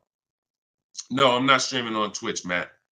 Only on Facebook, YouTube, Instagram, and TikTok. This is Lauren over on YouTube. Used your system just last week to lease a new car and got a 2024 Tiguan, great, at 1.1% after getting 6 bids. Now you talking, Lauren. It was the most enjoyable car buying process I've ever had. Thank you. Do we see what let me screenshot this here. This is what we're talking about, Lauren. This is what I am talking about. See, Lauren didn't know me. See, here's how different information changes things. Lauren was just like y'all about a month ago. She didn't have my book because we didn't even release the book. She was just like y'all. She might have didn't even know me. But what? She's an action taker. She got on the stream. She said, look, I like what this guy's talking about. This book is $24. What's the worst I could lose? There got to be something in that book where I could at least make my $25 back. Or even if I paid $97, got to be some tip, one tip in here, got to be able to make me at least $100 back. She later finds out she's going to get thousands of dollars in discounts, get a 1.1% lease. Well, what that means is if the car is $40,000, her payment is like $420 on a $40,000 car that people are paying $800 a month for, $700 a month. Her lease is 1.1% of the MSRP. So because she's an action taker, she went forward, she got the book, she used the scripts, she said, I'm done with the old process. I'm willing to unlearn my old way of shopping, and I'm going to relearn this new way to shop. That's why, you understand? That's why it's all about unlearning and relearning. You understand? And she's able to reap the rewards of not just saving the money, but receiving empowerment. Because this is the only way to car shop empowered. You could go negotiate. Not only are you not going to get the money off that we're getting, because if you're negotiating with an 80% dealer, there's no way for you to get these prices. So if you're in a dealer, yeah, they'll take off money for you, but their price was so high to begin with that when they take off the money, you're still higher. An 80% dealer is the overpriced dealers. You can't negotiate them down to the best price. So even if you did that, you still wouldn't have the empowerment of letting the business come to you. See, you're empowered when you're sitting at home and the business is coming to you. You're in control. And the only way to do that is with bids. So congratulations, Lauren. Enjoy your new Volkswagen. Beautiful vehicle. And I'm so glad to hear that you trusted the process and you have reaped the rewards. Congratulations. God bless you. All right, Dolan, go ahead. Throw the next one up. We are live, y'all. This is our Thursday, May 9th, 12 p.m. live stream. So if you don't see the banner over my head, we are live. You can ask your questions. We'll try to get them in the show. Wanda Lopez Smith on TikTok. Leasing companies not allowing third-party buyouts. Yeah, I explained that. If we have a third-party restriction, we're going to sell it to a local dealer. But we still get bids. We still need to get bids from the online car buyers to know if we have equity. If we have equity and we have a third-party restriction, we're going to sell it to a used car. Like if I had a BMW and there's a third-party restriction, I'm selling my BMW to a BMW dealer. I have a whole script in my book for how we do this. We talk to used car managers, and I'm going to have a used car manager buy it. See, some of you bought your car because you saw the third-party restrictions and you bought it and resold it. I don't like doing that because when you buy it and resell it, you have taxes, you have fees that you're going to pay. When you sell to a local dealership, sometimes they don't pay the taxes and there's no fees. So buying and reselling, you're eating up like probably $3,000 or $4,000 of any equity you would have. So yeah, we've been getting out of the, we've had a process for third-party restrictions since they started them in 2021. We've had a process for how we were going to sell our cars and get our equity, even with third-party restrictions. So that's never stopped us. Never stopped us. Good, great question. People like the live view have no clue how valuable his information is. Appreciate you, Belle. Thank you so much. Only people that know how valuable the information is people who use it. People who watch, there's a saying, you can't be a hearer of the word. You want to be a doer. A doer. A lot of people hear. A lot of people hear because we want our ears tickled. But it's the doing that leads to the savings. And in our case, what we're asking you to do is easy. It's just your programming and your fear of a process. See, it's an unknown hell. I mean, an unknown heaven is what we have over here. But you have a known hell. Sometimes what you know is so comfortable, even though it's hell, but it's, you know it. You're comfortable with it. You're comfortable with the discomfort of car shopping. So this is what, Deshone, everything you're saying, that sounds hard. Sitting at home and doing these copy and paste things and having this, that sounds hard. That's just your fear. That's your programming talking to you. That's not reality. Because in reality, you see people like Lauren who just came on, and you see this is the easiest way she's ever bought a car in her life. This is the most money she's ever saved in her life. Look, you got people like, look, Matt, happy to share. I've officially graduated. Huge thank you to Deshone, building such a great system, answering all my questions along the way. Lease details. You got a $56,000 Hyundai Palisade calligraphy, 1.28% lease. Highest quote was $1,167 a month. He got his for $719. The highest quote he got from an 80% dealer was $1,167 a month. He got his for $719.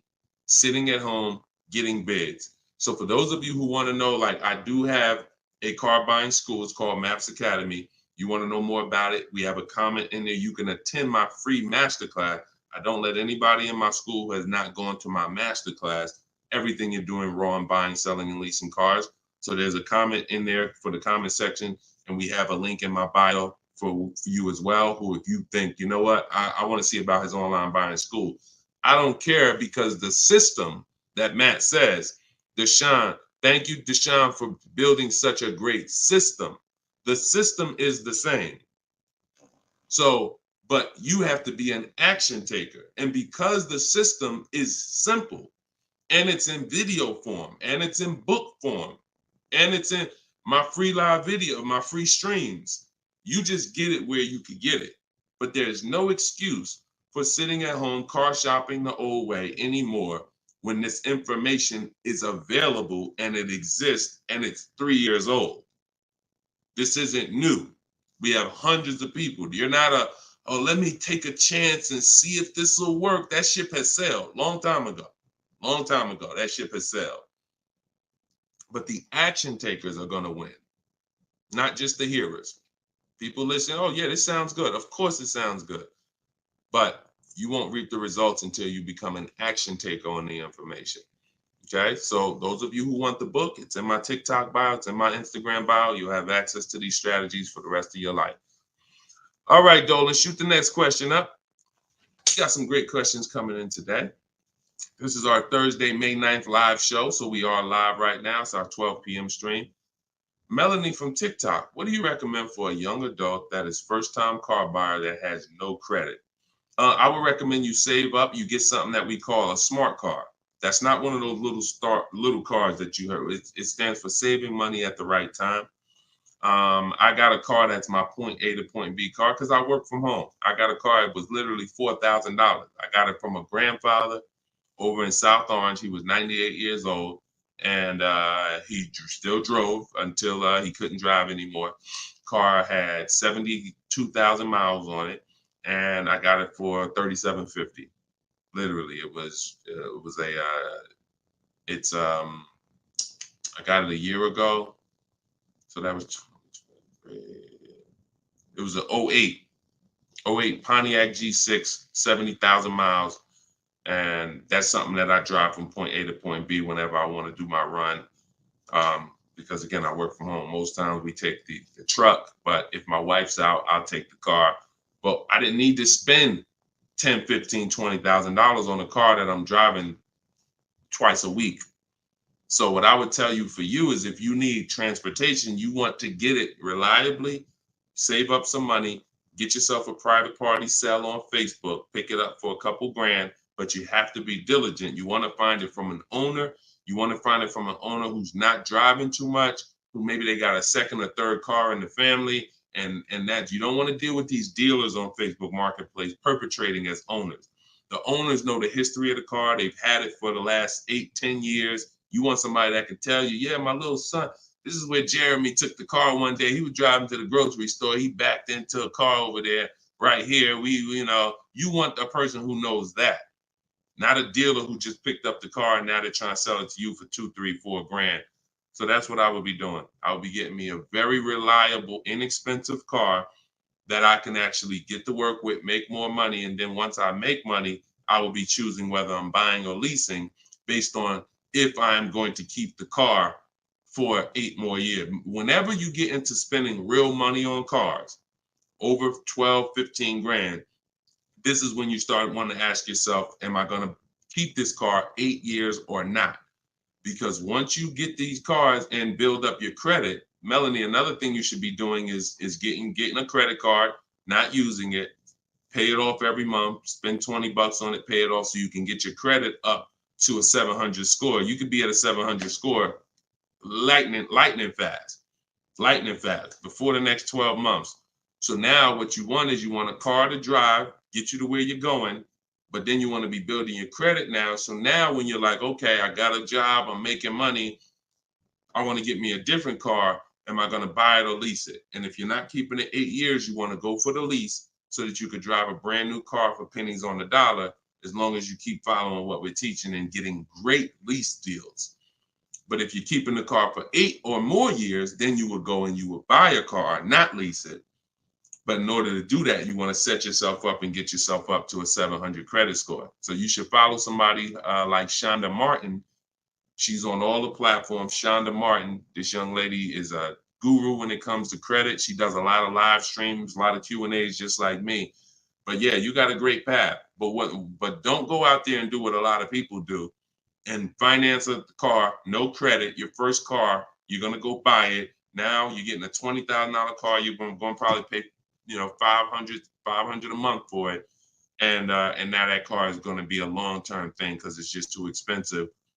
And you just don't follow the traditional route is what I would tell you. All right, I'm glad. It's my daughter. She has a full-time job and now searching for a car. Okay, perfect, Melanie. I think that's a great plan. Because the thing about that car that you're going to get for Facebook Marketplace is whenever she decides that she's ready to finance or lease a car, she can sell that car and get all her money back. If she finds a great car on Facebook Marketplace for $4,000, $5,000, you guys can sell that car and get the whole $4,000 or $5,000 back. You'll get 80-90% of it back. And I like to get whenever it's going to be a short-term thing, I don't want a car where it's going to be a burden to me later. We want to get a car that does the job now. I know with this Pontiac, whenever I choose to sell it, because I'm actually going to get a car. I've been waiting to get a vehicle that I want for a number of years. And when I do go get that, I'll sell this one, but I'll get everything back that I spent on that car. I'll get it back. So it's just strategic. It's a great way to move when you know these cars are not costing you money. You're breaking even on them, and it's just great. So that's what I would say, Melanie. That's what I would do for my own daughter. Okay, go ahead, Dolan. Shoot the next one up. We are live, y'all. We're going to try to get through as many as we can in the show. Type your questions. This is our Thursday, May 9th show, our 12 p.m. broadcast. So, Sir Francis on YouTube. What's the best source for an accurate valuation to determine if purchasing a used car is a good idea? I don't go by that. The only way purchasing a used car is a good idea for me is if we're keeping it at least 8 years. That's it. If you're not keeping it at least 8, are you keeping the vehicle at least 8 years?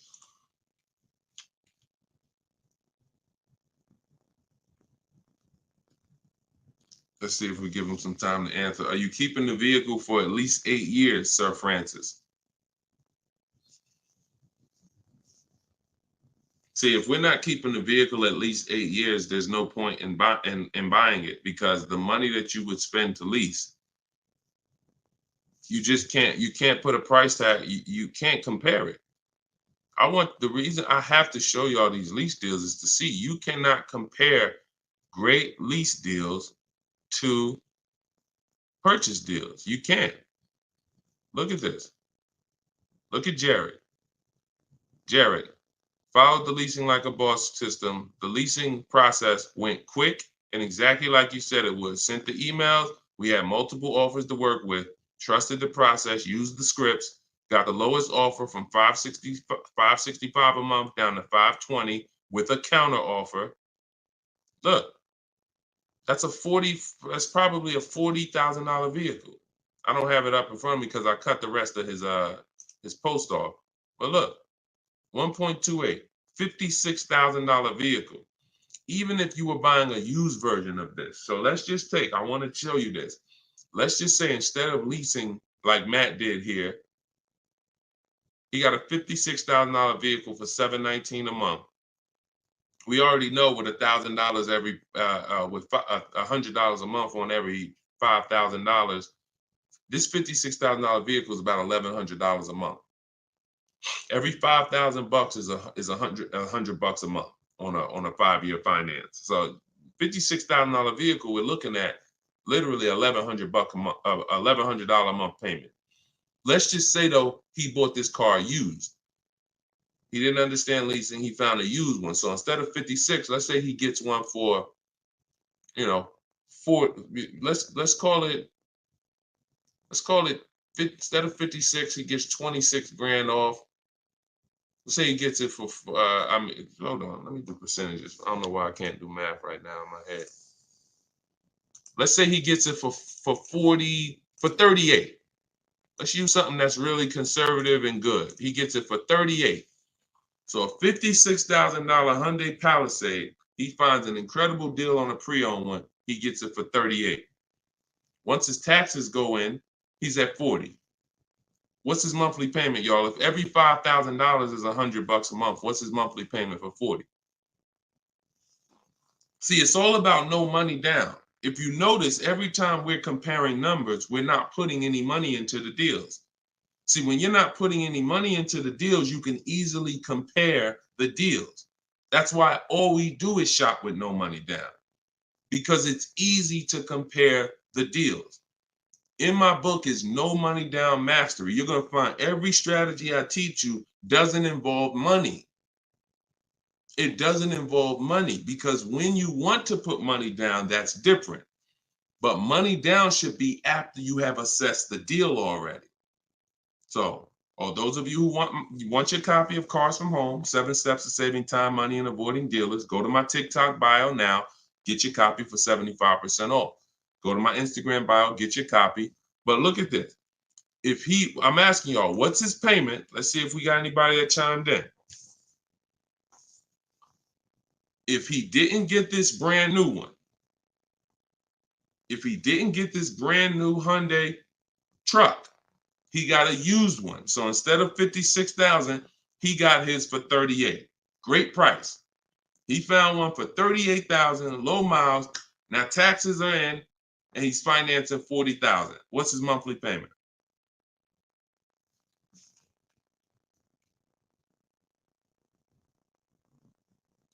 Anybody do the math? Every 5,000 bucks. Well, I'm gonna tell y'all now. Okay, y'all taking a little long. It's 800 a month. Thank you, Derek. Thank you, Derek, on Facebook. 800 a month. So let's look at that. Matt drove off $719 a month, no money out of pocket. Brand new 2024, never been driven, new car smell, fresh out the plastic, $719 a month. Same person who bought that car because they didn't understand leasing, they're paying $1,100 a month. Now there happens to be another one just like it, but it's a 4-year-old one, and it's $38,000, and someone else gets that, and they're paying $800 a month. Do you see how much money those who don't teach you about leasing have cost you? Do you see how much money listening to those who don't understand leasing has cost you? Big money. So I'm either driving a used car and I'm paying more than the guy who got the brand new one.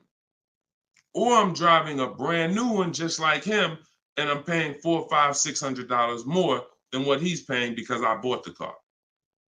Now, when do the people who buy win? When do they win? 8 years down the road. 8 years down the road. See, because when you buy your car and you pay it off, see, the person who leases is not worried about depreciation. That's the car going down in value like this. The person who leases is not worried about depreciation. They've already beat it because their lease payment is so low. Their lease payment is so low, they're paying less than what the car's normal depreciation would be. So they beat it with a great lease deal. Now, the people who own the car they're not going to beat it because they own it. So any depreciation is coming against their actual car. If they could have sold the car today for 30, next year it's only worth 25, they lost $5,000. If you were going to sell your car today for 20 and then a tree branch falls on it, is it worth 20 tomorrow? Even when you fix it, run it through your insurance. Hey, I'm coming to get my 20. No, a tree branch fell on the vehicle. It's worth probably 18 now. This is depreciation. So the only way you're going to avoid that is through long-term ownership, because eventually, like I talked about earlier in the stream, you get to the point where your car is only losing a little bit of value each year.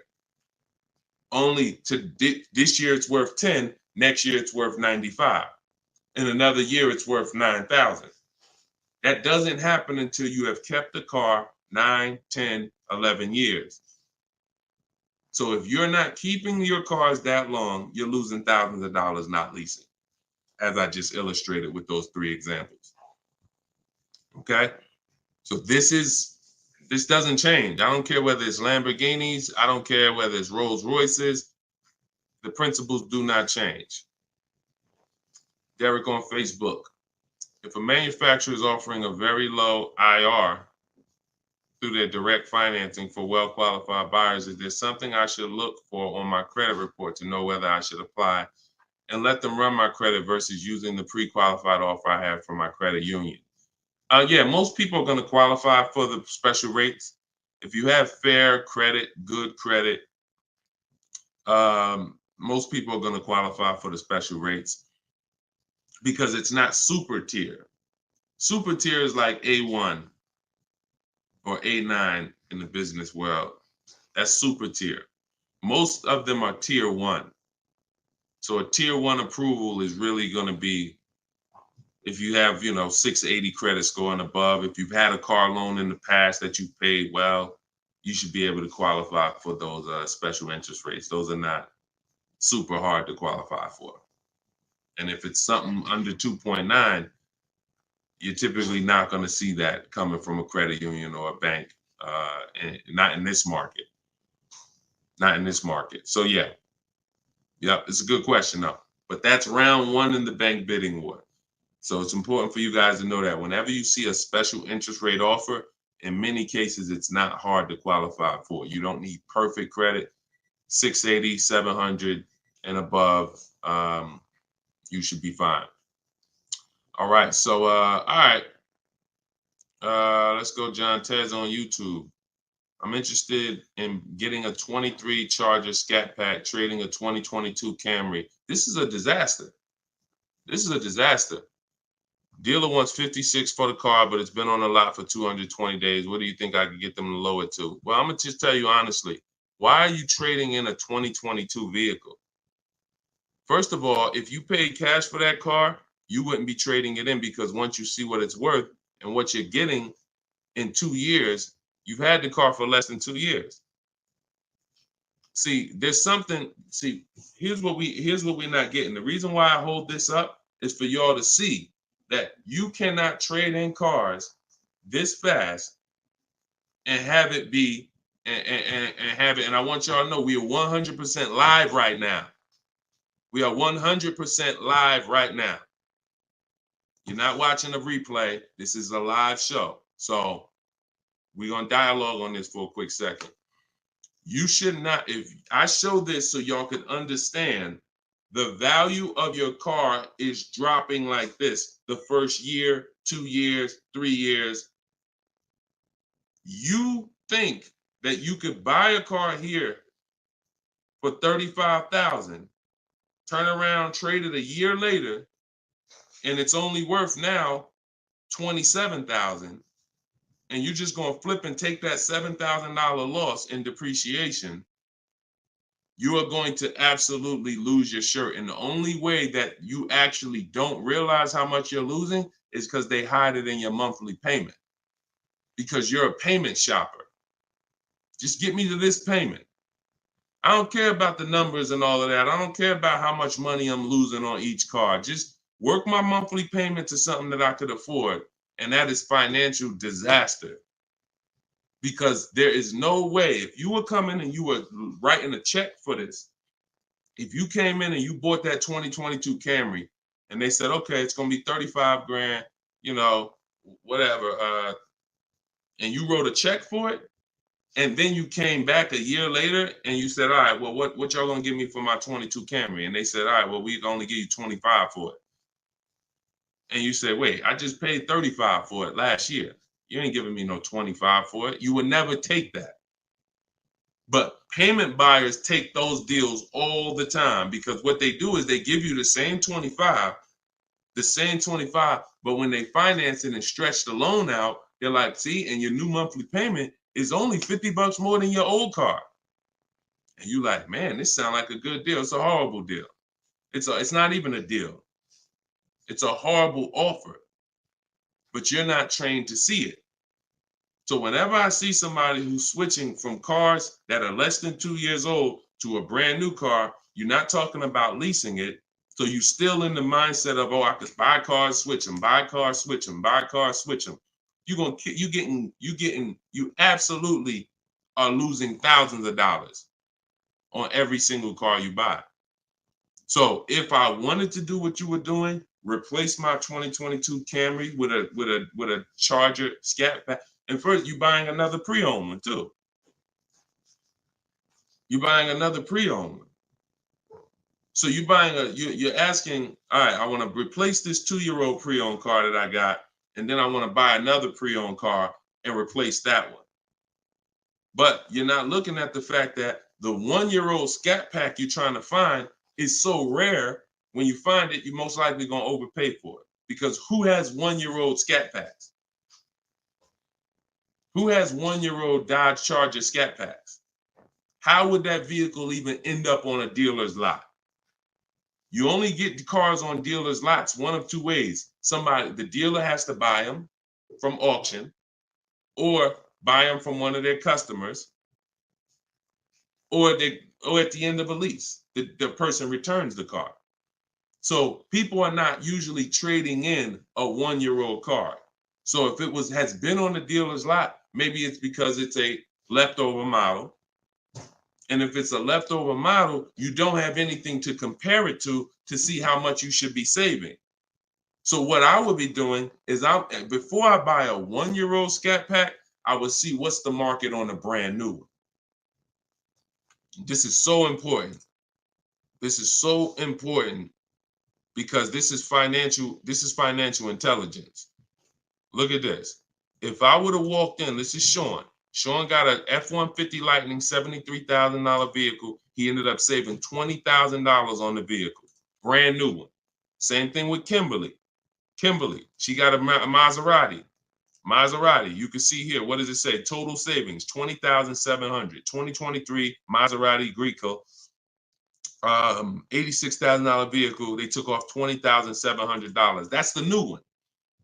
So what happens if she would have bought a used one, 1 year old, and she saved 20 grand? She might have thought that was a great deal.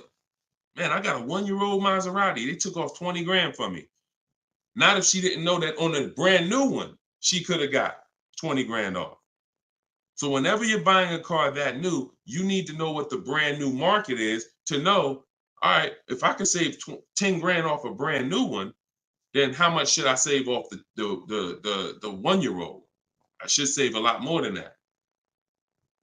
See, and you have a lot of things that you moving in a way that I would tell you need a system, because it's hard for me to explain to you everything you are doing and a way you're approaching this, how you're going to overpay by thousands and thousands of dollars. You haven't talked about leasing versus buying. You're not talking about shopping for cars in a way where you can actually see multiple offers. You're talking about buying a 1-year-old pre-owned car without looking at what the market is. How do I know a good deal on a 1-year-old one? There's not enough vehicles out there for you to know a good deal on a 1-year-old, which means the only way I'm going to know a good deal on a 1-year-old one is I need to know what a good deal is on a new one. And if a good deal on a new one saves me 15 grand, then that means on a 1-year-old one, I need to save like 20 to 25. There's not enough vehicles for you to do that. So you should really be looking at following a system, learning about leasing versus buying. Are you keeping the next car 8 years or not? If you're not keeping the next car 8 years, you shouldn't be buying, you should be leasing. Because I don't care what you get the price for on the Scat Pack, you are gonna overspend compared to someone who goes and leases their Scat Pack and gets a great deal on it. So we got to slow down and look. Most times we're approaching car buying like grocery shopping. We trying to get our car deal done the same time as a grocery shopping visit. 2 hours, 3 hours. We're at the grocery store more than we're planning our car purchase. And the only way you're going to save money is to take your car buying process seriously.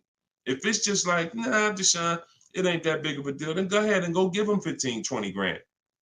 But I tell you what, somebody like me, somebody who's listening to me, who getting the same car that you're getting, and they say, man, so funny, Deshone, I'm in the same position as that person is in. I got a Camry too, and I want to replace it too with a Scat Pack. But I'm gonna use your strategies. I'm gonna assess my old car, get bids for it. I'm going to determine leasing versus buying, and then I'm gonna shop for my car. That person will save 5 to 10 grand more than you, minimum. Minimum. I put any amount of money on it. So slow down and answer this question first. How many years are you keeping the next car? If the answer is not 8, don't think about buying it. Don't think about buying it. My goal is to shop for my most aggressive lease on my next car. If I'm buying it and I'm keeping it over 8 years, then I'm buying it. I'm not buying a car that I'm not keeping more than 8 years. Not no Scat Pack, not no Dodge Challenger, not no Toyota Camry, nothing. If I'm not keeping it 8 years, I'm not buying the car. Lease deals are too great. It's pennies on the dollar when I learn to get them. So everything I'm teaching y'all is out of my new book, Cars from Home. It's a digital book. It's called 7 Steps to Saving Time, Money, and Avoiding Dealerships. You can get your copy for 75% off in my TikTok bio. The price of the book is $97. That is the price. But you can get it for $24 if you get to my TikTok bio before the 30-minute timer expires. If you get to my Instagram bio before the 30-minute timer expires. We have a link in the comment section on YouTube and Facebook. You can go to deshonsbook.com, or you can scan this QR code with your phone and you can get your copy for 75% off. So use it. Make sure you send me your success stories. Continue to send me your success stories so we can bring them onto the show. That is a step-by-step system. There's nothing left to chance. You cannot leave anything to chance when it comes to car buying. Everything that we teach is for a reason. So let's continue to move. You know we will be back soon for another stream. And catch us later. We're usually live 7 and 12 p.m. So if you're around at 7 p.m., just again, if you don't see the banner above us, that means we're actually live. So jump on and we'll get to it. Everybody else who got your book, enjoy. For those of you who want to attend my free masterclass, Everything You're Doing Wrong, Buying, Selling, and Leasing Cars, you can also go to the comments or to my TikTok and Instagram bio. But you're going to need about an hour. And that's a straight hour of me in my board. And we have a comment for you right here in the Facebook and in the YouTube section. That's me showing you scenarios, going over 23 mistakes that most of you are making that you need to stop making if you're truly going to get below market deals. Okay, so other than that, y'all, get the information. I don't care how you get it. Get in where you fit in. Use it. Keep unlearning. And let's keep saving this money. All right, God bless y'all. See y'all on the next one.